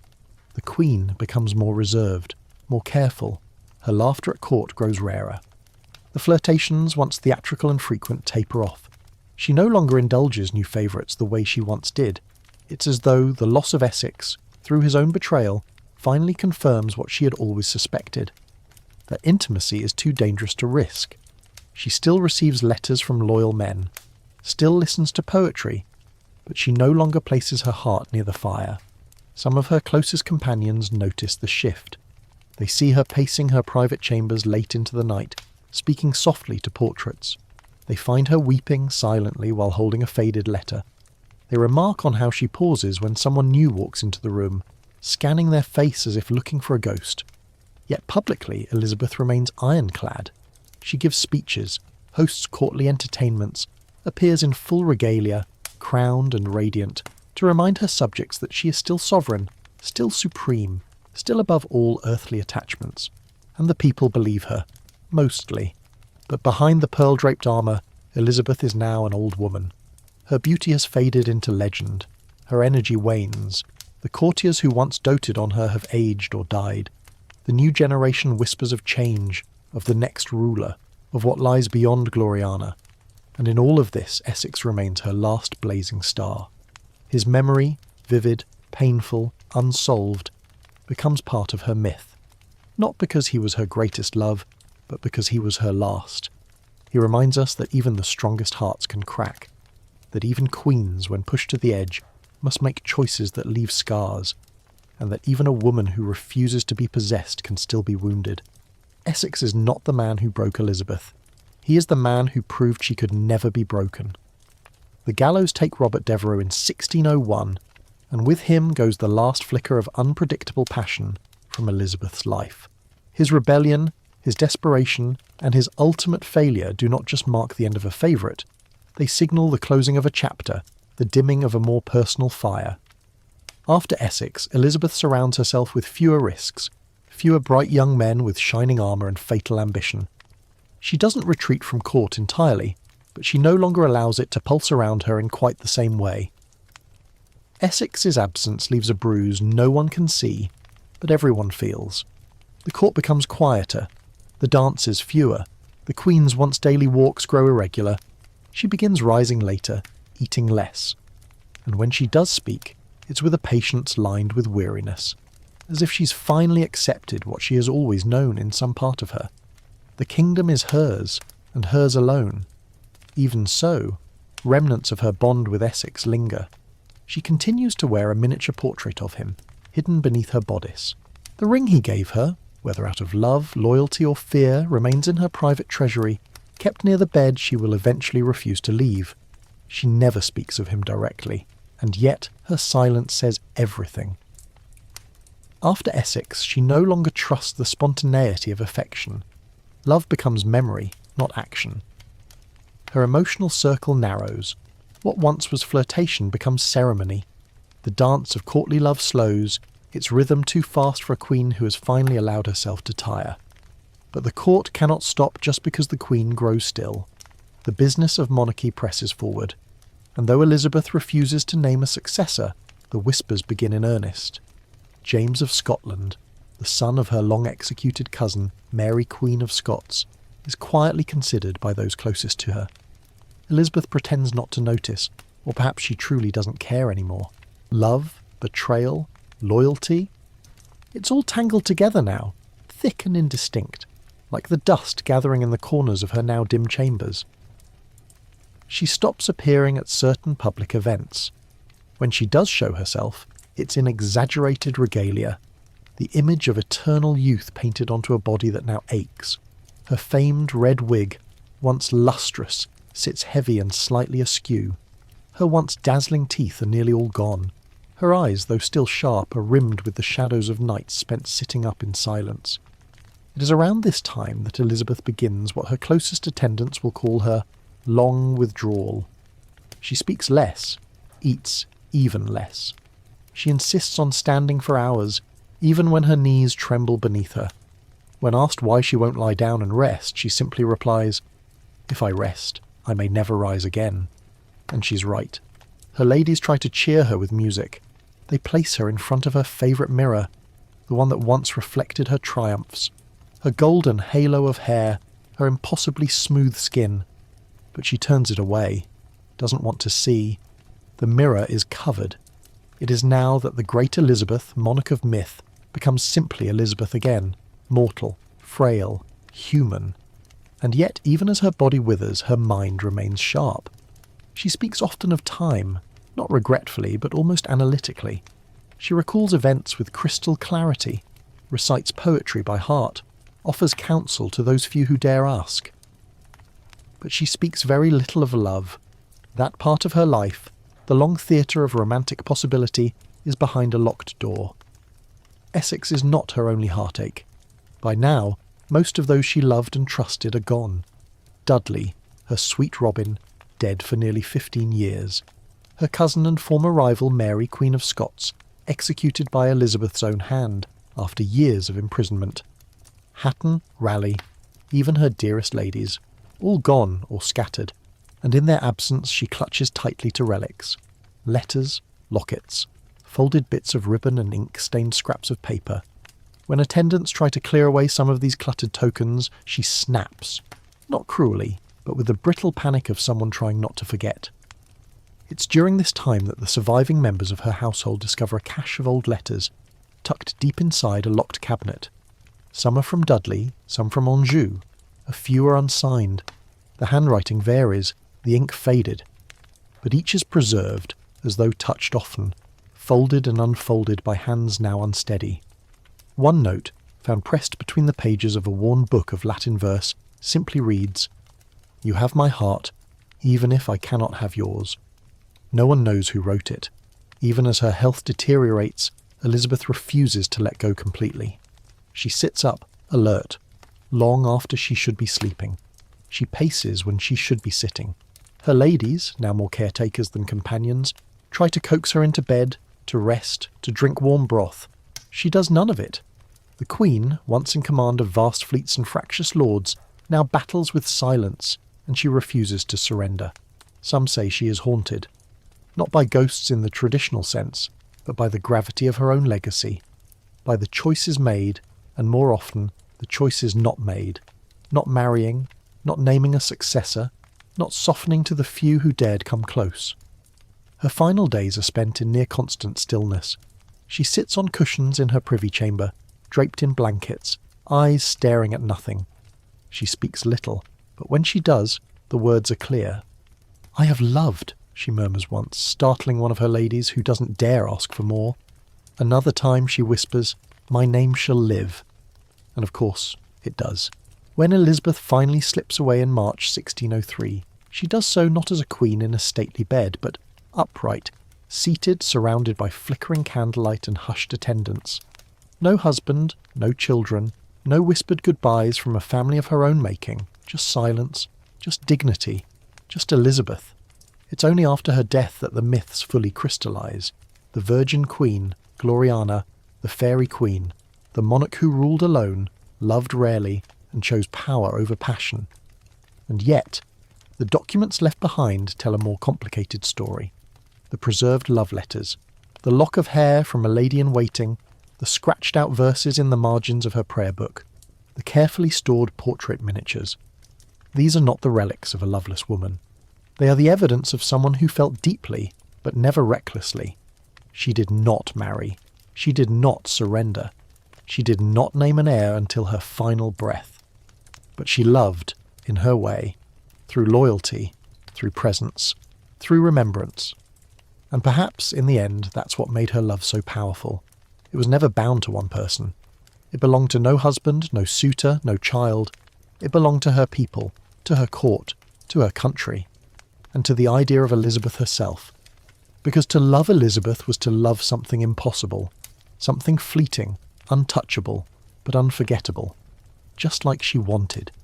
As the pages of Elizabeth's life settle into history, new layers of her story begin to surface, not in proclamations or parliamentary records, but in something far more delicate, her letters. In the absence of a diary or candid memoirs, these scattered correspondences offer the closest thing to a whispered confession, fragments of private emotion tucked between the stiff folds of diplomacy and duty. Some are short, formal, almost perfunctory. Others stretch into eloquence, spilling over with carefully measured affection, sly wit, and the occasional glimpse of something raw beneath the velvet. Together they form a hidden narrative, one that pulses just beneath the surface of her more public myth. Her letters to Robert Dudley are the most famous, and perhaps the most revealing. She calls him "my eyes," "my sweet Robin," and once signs a note simply, "yours as long as life endures." It's the kind of phrase that might mean everything, or nothing. But coming from Elizabeth, a woman who measured every syllable like coin, it's a gold piece. The earliest letters are full of youthful exuberance. In one, she asks if he is well, and if he thinks of her as often as she thinks of him. In another, she scolds him for leaving court too abruptly, adding a line that dances between flirtation and command. "You will return before the moon knows it is missing." There's playfulness here, but also ownership. Elizabeth doesn't just love through sentiment, she loves through structure, timing, presence. Then there are the wartime letters. When Dudley commands troops in the Netherlands, she writes with worry, issuing orders laced with fondness. "You must take care of yourself," she says in one, before shifting abruptly to critique his supply lines. It's affection wrapped in armour, classic Elizabeth. The letters grow heavier after Amy Robsart's death. She never mentions Amy directly, but the tone changes. More guarded, more formal, still affectionate but now coated in political varnish. Elizabeth doesn't apologise, nor does she accuse. She simply continues, which for her is the most intimate act of all, continuing to write, continuing to care even when the world is watching. One particular letter, dated a year after Amy's death, ends with a cryptic postscript. "Your name rests beside mine more often than you know." No one quite knows what she meant. Was she referring to royal records, to private prayers, or to something softer, unspoken? Historians debate it. They always will.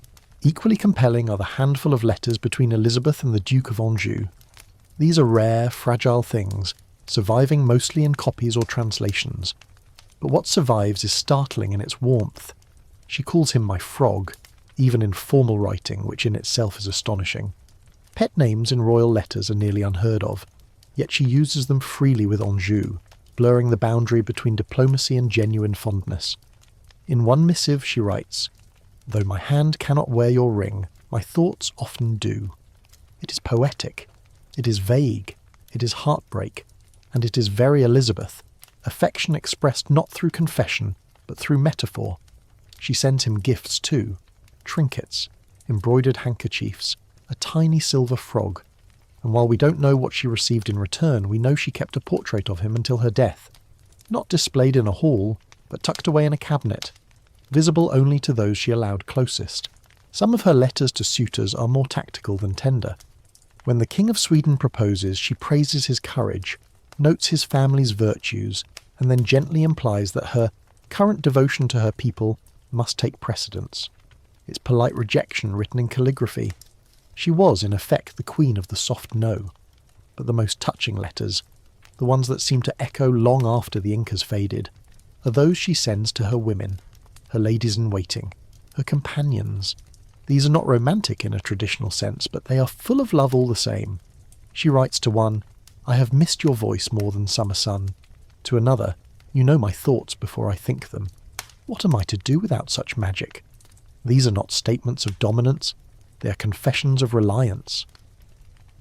In her correspondence with Cat Ashley, the woman who helped raise her, the Queen is unusually open. She signs one note, "Your daughter in everything but blood." In another, written late in life, she writes, "You who knew me before I knew myself remain my truest compass." It's not romantic, but it's intimate, and in a life so guarded, intimacy is rare treasure. Even in state letters, where she must maintain her formal tone, Elizabeth occasionally lets a phrase slip through, a turn of phrase too personal, too poetic to be purely political. When a courtier dies, she writes to his widow, "There is a crack now in my sky, and the stars do not burn as bright." It's a single sentence in an otherwise procedural letter, but it lingers. She also keeps many of the letters she receives. Some are from foreign monarchs, some from poets, some from humble subjects writing with nothing to offer but gratitude. She stores them in trunks, organises them by hand, sometimes reads them aloud in private moments. They are the only echo chamber she allows. What's perhaps most remarkable is what she doesn't say. In all her letters, hundreds of them, she never writes the words, "I love you," not even to Dudley, not even to Anjou. She hints, she dances, she comes close, but she never crosses that threshold, and maybe that's the point. For Elizabeth, to say, "I love you," would be to give something away, something she spent her whole life protecting. Instead, she offers love in fragments, through gifts, glances, shared memories, unfinished sentences, through presence, not possession. That's not to say her feelings weren't real. If anything, the effort she takes to conceal and control them proves how real they were. She loved, often, deeply, but never recklessly. These letters, hidden in drawers, slipped under doors, sealed with wax and secrecy, are all that remain of that private world. They are as close as we'll ever get to the woman behind the crown. Not Gloriana, not the Virgin Queen, just Elizabeth, with ink on her fingers and a heartbeat behind her ribs. She doesn't write to impress. She writes to connect, and centuries later we're still reading, still wondering, still trying to translate her silences. In the end, her letters are her lovers, faithful, silent, unforgettable. In Elizabeth's court, love is not just an emotion, it's a performance. Every whispered compliment, every silken sleeve brushed in passing, every deep bow and upward glance is choreographed with the precision of a dance. And at the centre of this elaborate ballet stands the Queen herself, choreographer, lead actress, and most elusive prize. By the late 1580s, the Queen's court has evolved into something between a political machine and a theatre troupe. Flirtation isn't merely allowed, it's expected. Courtiers speak in verse, they duel for favour, they sigh dramatically outside her chamber door. It's not courtship, it's spectacle, and no one plays the role better than Elizabeth. She understands, perhaps better than any monarch before or since, the currency of suggestion. A single smile from her held half a second longer than necessary can be as valuable as a land grant. A glove dropped during a procession, accidentally or not, becomes a holy relic. A shared joke becomes a court-wide obsession. People read into her silences, they pass her wardrobe for meaning, they treat her affections like prophecy. This isn't accidental. Elizabeth builds her court into a kind of romantic ecosystem, where favour is doled out not for merit alone, but for loyalty wrapped in longing. Men become instruments of her myth, their devotion feeding into her public identity as the Virgin Queen, desired, adored, and just out of reach. But to maintain this illusion, rules must be enforced. Courtiers are free to love her, but not each other. If a lady-in-waiting dares to fall for a gentleman without the Queen's explicit blessing, it's treated as treason. Love that excludes her is dangerous. Love that competes with hers, unthinkable. Elizabeth's fury is not theatrical in these moments. It is real. When two of her closest attendants, Lady Mary Howard and Charles Blount, marry in secret, she banishes them both from court. They took what was mine, she's reported to have said, though whether she meant their affection, their loyalty, or simply their presence is unclear. Likely all three. The Queen doesn't fall in love. She is love. Or rather, she becomes the object of it, sculpted into a living symbol. This is the courtier code. Worship the Queen, and only the Queen. Praise her beauty in sonnets. Champion her virtue in tournaments. Dream of her, pine for her, and above all, never touch her. This unspoken arrangement keeps the court spinning. Young men with gleaming armour and better hair than sense compose verses overnight, hoping for a glance at morning prayers. Older nobles polish their courtly graces, hoping to linger a few seconds longer by her side during royal progresses. It is exhausting and exhilarating. It is political and personal. It is in many ways genius. Even her enemies recognise it. The Spanish ambassador, once frustrated by her refusal to marry, reports bitterly. She keeps 20 men hanging on her sleeve and tells them each that she favours him alone. He is not wrong. But what he fails to see is that this too is policy. A single ruler must keep many lords loyal, and Elizabeth knows how to make each man believe he is the exception. The Queen herself occasionally jokes about her position. "I have many lovers," she quips during a masque, "but none with whom I must share a pillow." The court laughs. But beneath the laughter is awe and a bit of fear, because Elizabeth doesn't just flirt, she dominates. A single misplaced comment about her appearance, a single suggestion that she might be aging, and a courtier could find himself banished overnight. When one young man compares her to the moon, meaning presumably luminous and ethereal, she demands he explain why he thinks she waxes and wanes. He stammers, she smiles. He's never seen again at court. Even her fashion becomes part of the theatre. She dresses not merely to impress, but to command. Her gowns are masterpieces, beaded, brocaded, embroidered with symbols of power. Suns, lions, eyes, and Tudor roses are stitched into her skirts like sigils of a house entirely her own. She wears pearls to suggest purity and armour motifs to suggest strength. Her image is calculated down to the placement of every jewel. When she enters a room, the entire court rises, not just in respect, but in something close to rapture. She is not Gloriana by accident. She is the show, the main event. And still, for all the drama, the pageantry, the endless performance, there is tenderness. Beneath the polished surface of court rituals lie real feelings. Some of the men truly love her. Others believe they do. A few, perhaps the wisest, understand that their love for her is not about her at all, but about what she represents: beauty, power, and unreachable glory. The Queen understands this too. She allows their affections but rarely returns them. Not because she cannot, but because she must not. Once, when one of her knights asks if she will ever truly take a lover, she replies, "Why should I open my heart to one when I already hold the hearts of many?" It is cold. It is honest. It is, in its way, a love story. There are moments, though, rare, fleeting, when the performance slips. Late at night, after the mask ends and the music fades, she removes the ruff, the wig, the pearls. What remains is a woman. Tired, intelligent, alone. She may take out a sonnet gifted by a court poet and read it again, not with pride, but with longing. She may press a ring to her lips, not with passion, but with memory. These are not acts of coldness, they are acts of survival. The performance of love for Elizabeth is not just strategy, it is protection. She's seen what happens when women yield, when queens marry, when they trust too easily. Her own mother lost her head. Her sister lost her crown. Her stepmother died in childbirth.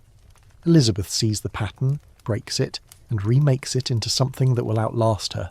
And it works. Her court, for all its drama, produces some of the most dazzling culture in English history. Theatre, music, poetry. It all flourishes in the glow of her gaze. Men write their best lines for her. Artists paint their best portraits of her. She becomes not just queen, but muse. Not just muse, but monarch of muses. And in this she finds a different kind of love. Not private, not singular, but vast, shared, eternal. Because love, as Elizabeth defines it, is not about closeness. It's about memory. Not about possession, but presence. And through performance, she ensures that her presence is everywhere. Even today, centuries later, we still feel it. In poems, in portraits, in every story where a woman refuses to be defined by a man. Elizabeth's love was never confined to one body, one heart, one bed. It filled rooms, it shaped nations, it changed history, and in her refusal to let it be anything smaller, she made it something immortal. For all the dazzling men who fill the halls of Elizabeth's reign, their words curling like smoke toward her gilded throne, it is easy to overlook the other half of her world, the women. They're often silent in the records, shadowed by the flash of swordplay and the rustle of doublets. Yet, it is in these women that Elizabeth often finds her deepest and most complicated companionship. Her ladies-in-waiting are not merely attendants. They are her closest confidants, her mirrors, her rivals, and occasionally her most intimate comforts. They dress her, guard her secrets, and sleep just beyond her bedchamber door. They see her without her regalia, without the mask. They hear her sighs, they know her fears. These women are selected with care, drawn from noble families whose loyalty has been tested. Proximity to the Queen is a privilege, and it comes at a cost. No marriage without permission, no private correspondence, no gossip that reaches beyond the chamber walls. They must love her completely, or at least appear to. And in return they are showered with influence, gifts, even affection. Elizabeth's relationship with her women is layered. At times, she is motherly, offering advice on everything from etiquette to marriage. At other times, she is fiercely possessive. She treats their flirtations with courtiers as personal slights. A stolen kiss is a betrayal, a secret engagement, a treason. When one of her most beloved ladies, Bess Throckmorton, secretly marries Sir Walter Raleigh, the Queen is incandescent. She imprisons them both in the Tower, not for the crime of love, but for the crime of exclusion. Elizabeth cannot abide being shut out of any intimacy that once belonged to her. She expects absolute loyalty, not just to the crown, but to herself. Still, despite this severity, Elizabeth also forms genuine bonds with these women. Chief among them is Cat Ashley, her governess and lifelong confidant. Cat knows the young Elizabeth better than anyone else, knows the scared, curious, brilliant girl hidden beneath layers of courtly polish. Their relationship endures decades, long past Cat's official duties. She remains by the Queen's side through heartbreak, illness, and triumph. Elizabeth calls her mother in everything but name. Then there's Blanche Parry, who serves Elizabeth for over 50 years.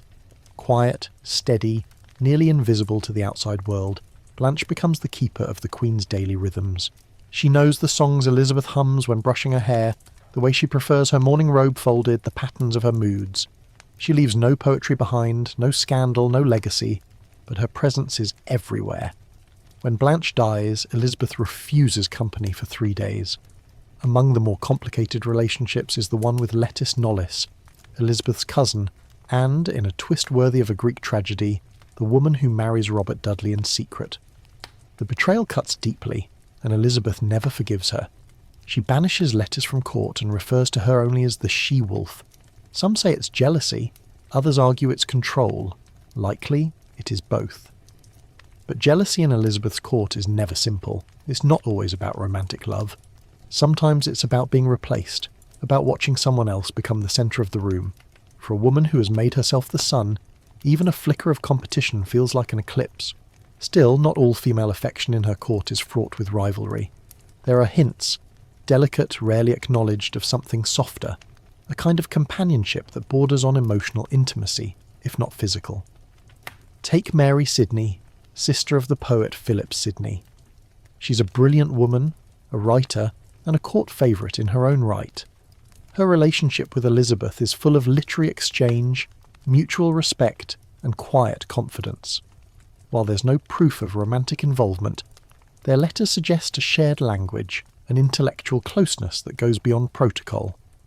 And then there's Elizabeth's deep attachment to one of her maids, whose name appears briefly in personal records with a note oft at her side. What that means, no one knows. But it has sparked speculation. Historians tiptoe around the idea that Elizabeth's most private affections may not have always followed the path society expected, and while the evidence is thin, the suggestion alone speaks volumes about how little we truly know of her inner life.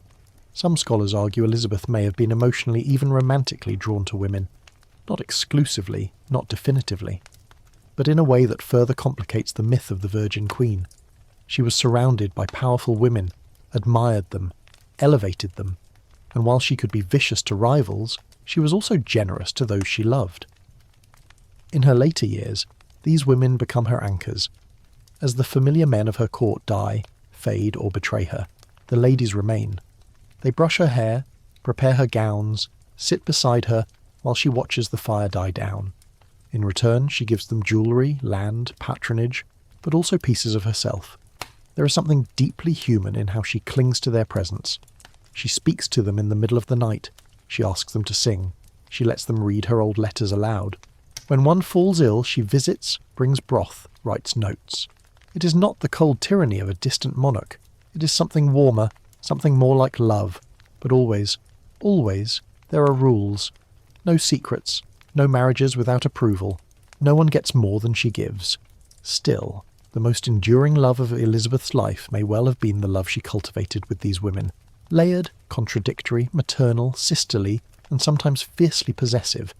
They are the ones who see her cry, the ones who know when her laughter is forced. They are the only people who ever get close enough to touch her, not just her hand, but her truth. Their names do not live on as legends, but their devotion shapes the woman we remember. And when Elizabeth finally lies dying, it is not a man who holds her hand, it is one of them. A nameless lady-in-waiting, weeping quietly as the sun sets on Gloriana. The Queen dies unmarried, childless, alone in the official sense, but not unloved. But, because in the shadows behind her throne stood women who saw her not as myth, but as herself, and they loved her fiercely. Not because she was perfect, but because she let them see where the gold had cracked. Throughout her reign, Elizabeth I masterfully transforms her virginity from a personal condition into a political fortress. The label Virgin Queen is not simply a statement of chastity, it is armour, throne and banner all in one. But behind that dazzling shield lies a more complex story, one not of repression or icy celibacy, but of deliberate strategic self-preservation. It's important to understand that in the 16th century, a queen's body is not considered her own. Monarchs are public property. A king is expected to marry, produce heirs, secure alliances. A queen, even more so, is seen as a vessel, a means to a dynastic end. Yet Elizabeth chooses to close that door entirely. No husband, no heirs, no sharing of sovereignty. She takes the most radical position available to a female ruler in a patriarchal world. She refuses to be consumed. But this choice is not made in a vacuum. It is shaped by trauma, survival, and, perhaps above all, memory. As a girl, Elizabeth watched her mother, Anne Boleyn, lose her crown and her head, discarded by the same father who had once redefined his kingdom to marry her. She grew up with a front-row seat to the cost of being a woman too desired, too powerful, too conspicuous. She understood early that beauty invites danger, that love can turn lethal, that even queens are disposable if they fall out of favour. This knowledge becomes the foundation of her reign. From the moment she takes the throne, Elizabeth crafts her image with the precision of an artist and the paranoia of a survivor. Her unmarried status becomes her halo. She speaks of being married to England, of ruling as both king and queen, of possessing the heart and stomach of a man. It's not modesty, it's defence. By declaring herself untouchable, she becomes untouchable. Still, Elizabeth's virginity is not merely a denial of physical experience. It is a statement of ownership. It becomes, over time, a symbol of incorruptibility. She wears white not for bridal associations, but for purity of rule. She covers herself in pearls, symbols of chastity, but never softness. Her version of virginity is not passive. It is a clenched fist in a silk glove. And yet, this decision comes at a cost. Virginity may have protected her politically, but it also isolates her personally. In refusing to marry, she prevents anyone from sharing her burdens. She has no spouse to confide in, no heir to raise, no family to shape. She becomes an island, solitary by design. Her court is filled with laughter, song and devotion, but behind closed doors she is alone. There are rumours, of course, always. Whispers that she has secret lovers, that her virginity is a lie. that her womb is barren, not by choice, but by nature, that she hides behind the myth to cover some unspeakable truth. But these are projections, reflections of a society that cannot imagine a woman choosing herself over the expected path. Historians continue to debate the truth. Was she truly celibate? Was there a secret lover? Was she physically incapable of bearing children? The records are inconclusive, but what is clear is that Elizabeth never allowed herself to be reduced to any one role. Not lover, not wife, not mother. Instead, she becomes something more potent. She becomes a symbol, and symbols, by nature, cannot bleed. But if her virginity is a shield, it is also a burden. Elizabeth spends decades defending a castle that she herself built. Every time she flirts, she must ensure it doesn't go too far. Every time she shows affection, she must keep it strategic. Every time she chooses closeness, she risks exposure. This balancing act defines her reign. Her greatest strength is also her greatest vulnerability. She knows that marriage would mean compromise, not just personal, but constitutional. A husband would demand authority. A child would trigger succession plans, shifting power away from her. She chooses instead to live in a permanent state of potential, where the future is always under her command. This decision gives her flexibility. She can use suitors as bargaining chips. She can dangle the possibility of marriage to win treaties, secure peace, or stall threats. But it also leaves England in a state of constant uncertainty. Parliament pleads with her to marry, to name an heir, to stabilise the realm. She smiles, thanks them, and does nothing. Even in the face of ageing, Elizabeth holds the line. As her beauty fades, she reinforces the myth. Her portraits remain unchanged, eternally youthful, eternally untouched. Artists are forbidden to depict her aging. Mirrors are removed from her chambers. Time passes, but the Virgin Queen does not. Yet behind the myth, the toll is real. Her body aches, her hair thins, her teeth decay, her appetite wanes, and through it all she maintains her carefully constructed image. She does not allow illness to show. She does not speak of pain. She remains, always, in character. And perhaps that is the saddest part of all. By building her virginity into a public edifice, she loses the chance to explore what it might have meant privately. We don't know if she longed for children, if she ever imagined a life where she could be loved without consequence, if she ever mourned what she gave up. She never said. And if she ever whispered it in the dark, no one recorded it. But in moments of quiet, her actions hint at the burden. She watches her ladies marry, bear children, grow old with someone by their side. She weeps when Cat Ashley dies. She sits for hours beside the bed of a sick friend, holding her hand long after the physicians have left. She writes poetry about solitude, about silence, about the coldness of marble. She once said, "I see many young married women that have but a piece of a man. To some, it's a dismissal. To others, it's envy. Or maybe it's just truth." In refusing to be divided, Elizabeth remained whole, but wholeness can be a lonely thing. Still, for all its complexity, her virginity remains one of the most potent political choices in history. It reshapes the very idea of queenship. She proves that a woman can rule alone, that she can command armies, navigate international crises, outmaneuver enemies, and do it all without ever giving herself to a man.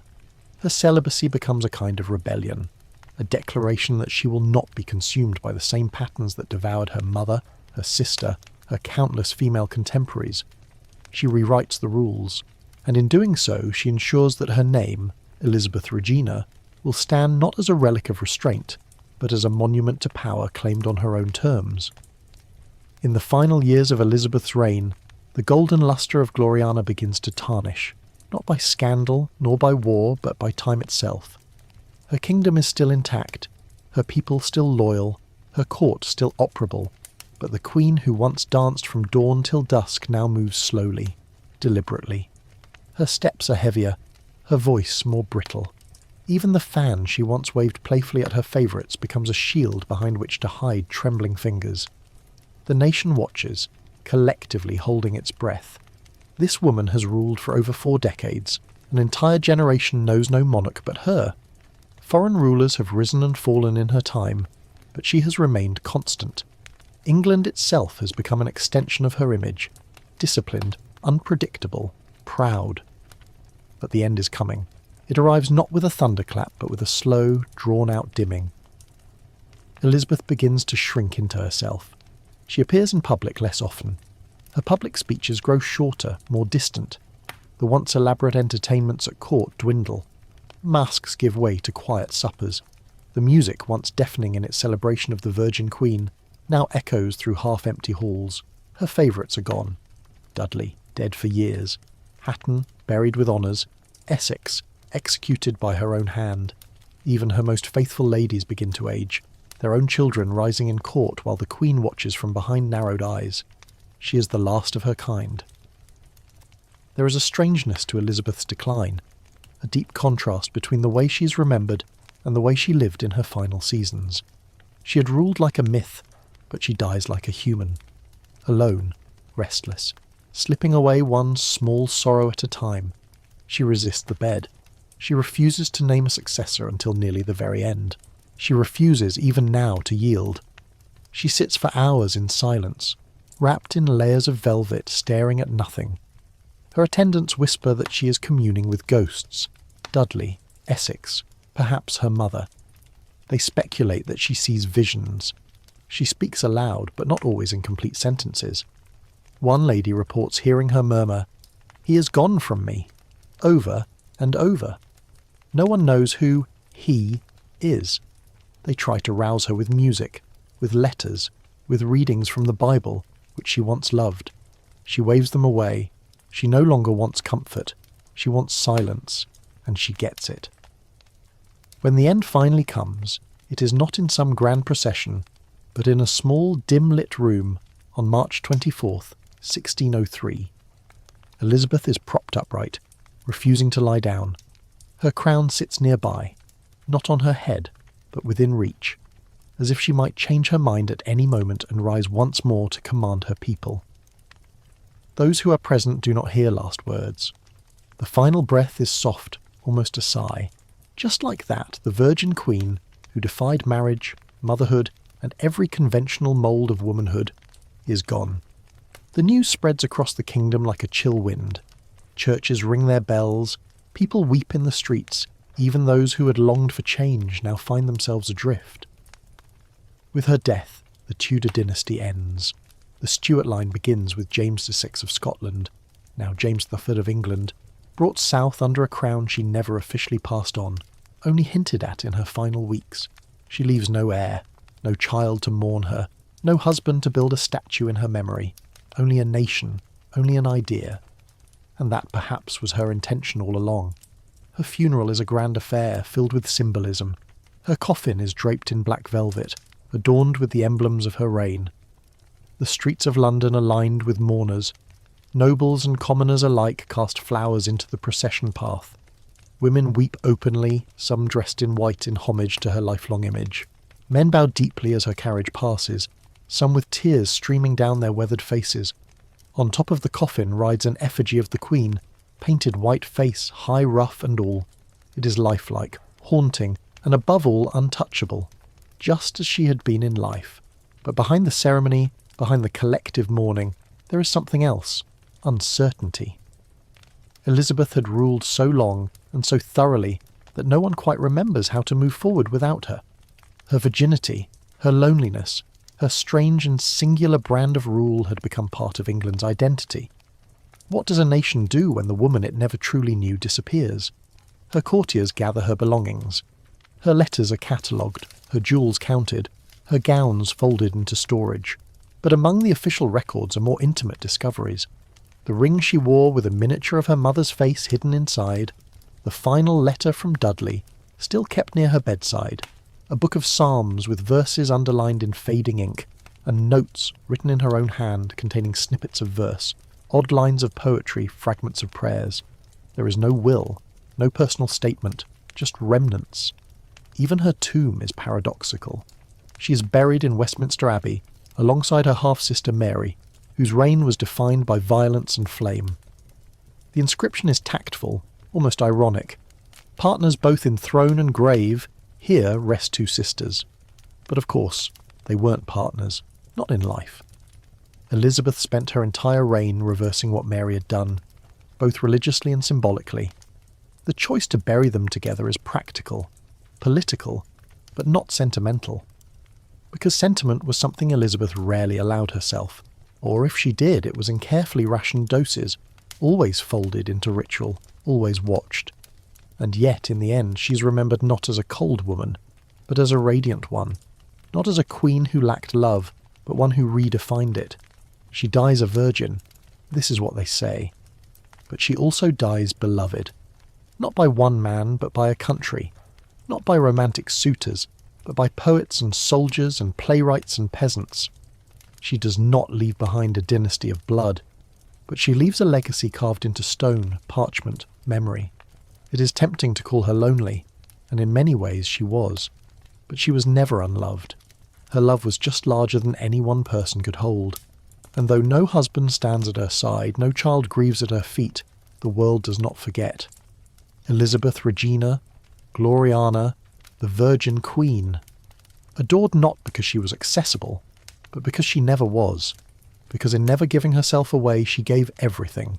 Centuries have passed since Elizabeth I breathed her last, yet her shadow remains stretched across English history like a long sunset. Rosy in memory, but dark in many corners. She's immortal in a way few rulers ever achieve, and yet, no matter how many portraits hang or verses echo her name, we still ask, who was she, truly? Historians have dissected every year of her reign. They've debated her political genius, her military decisions, her religious tolerance, or lack thereof. They've praised her golden age, critiqued her fiscal habits, questioned her indecision over naming an heir. But behind all that policy, all that polished pageantry, it is her personal life, specifically her refusal to wed, that continues to pull at us. That fascinates, that refuses to settle into one neat explanation. She was the Virgin Queen. But was she? She loved, yes. But whom? She died alone. But did she feel lonely? Each generation reinterprets her legacy through its own lens. Victorian scholars painted her as the chaste heroine of Protestant virtue. 20th century feminists embraced her as a proto-career woman, a woman who chose rule over romance. Modern biographers trace trauma through her decisions, point to childhood abandonment, the constant threat of violence, the fall of her mother, the betrayal of lovers. But Elizabeth leaves no confessional, no diary, no tear-stained letter addressed to my dearest. Instead, she leaves calculated silence, and a life so carefully curated that any truth about her heart is buried in allegory, in fragments of verse, in the glances of long-dead courtiers. This is the central mystery. She ruled longer than any Tudor before her, changed the trajectory of a kingdom, inspired poets and playwrights, and yet she remains fundamentally unknowable. Even her claim of virginity, taken as gospel by many during her reign, was always a performance wrapped in divine metaphor. The Church had the Virgin Mary, England had the Virgin Elizabeth, both unattainable, both crowned, both bathed in white. The parallels were not lost on her. In fact, they were her idea. She leaned into it, deliberately. She made her untouched state into a symbol of moral authority, purity, and ultimate sovereignty. She did not need a king to sanctify her reign. Her chastity was her sanctification, and her subjects bought into it, because she made them love the idea as much as the woman. She gave grand speeches, her voice shaking in moments that made grown men weep. She turned her refusal to marry into an act of national loyalty. She didn't deprive England of a king, she spared England the complications of one. And still, she made them feel chosen. Even her language reflected this. When she addressed Parliament or her army, she spoke not as a ruler above her people, but as a lover above suitors. She used the language of courtship, of devotion, affection, flirtation. Her most famous speeches are saturated with longing. But it's never her longing, it's yours, the listener, the subject, the admirer. You don't want her to marry, you want her to belong to you. And she does. She says so, again and again. My heart and my glory live with this people. I have already joined myself in marriage to a husband, namely the kingdom of England. Those words echo louder than any vow she never made. But perhaps the deeper truth is not in what she gave, but what she didn't take. She didn't claim to be above feeling. She didn't shun companionship. She surrounded herself with those she trusted, those she admired, even those she desired. She gave pieces of herself away, in letters, in glances, in guarded silences, but never the whole. Never so much that she could be undone. Her greatest gift, and perhaps her most brilliant survival tactic, was this. She let the world project its desires onto her, and never once corrected the fantasy. She was a canvas. To the Protestant reformers, she was a righteous answer to Bloody Mary. To the poets, she was the fairy queen. To her people, she was the untouchable bride of England. To her courtiers, she was the distant flame they could warm their hands by, but never touch. And to herself? We can't know. Perhaps she believed in the myth. Perhaps she doubted it. Perhaps it kept her awake at night, staring at a ceiling where her name would outlive her breath. There is something deeply poignant in how Elizabeth prepared for death. She left no confessions, no memoir, no written regrets. She let others write the ending, and in doing so she ensured that her image, polished, untarnished, and enigmatically empty, would last. She lies buried in Westminster Abbey, beneath a marble effigy that shows her regal and serene, hand resting on her breast, eyes cast slightly downward, as though considering something too complicated to name. The inscription praises her reign, her wisdom, her service to her people, but it says nothing of her heart, because how could it?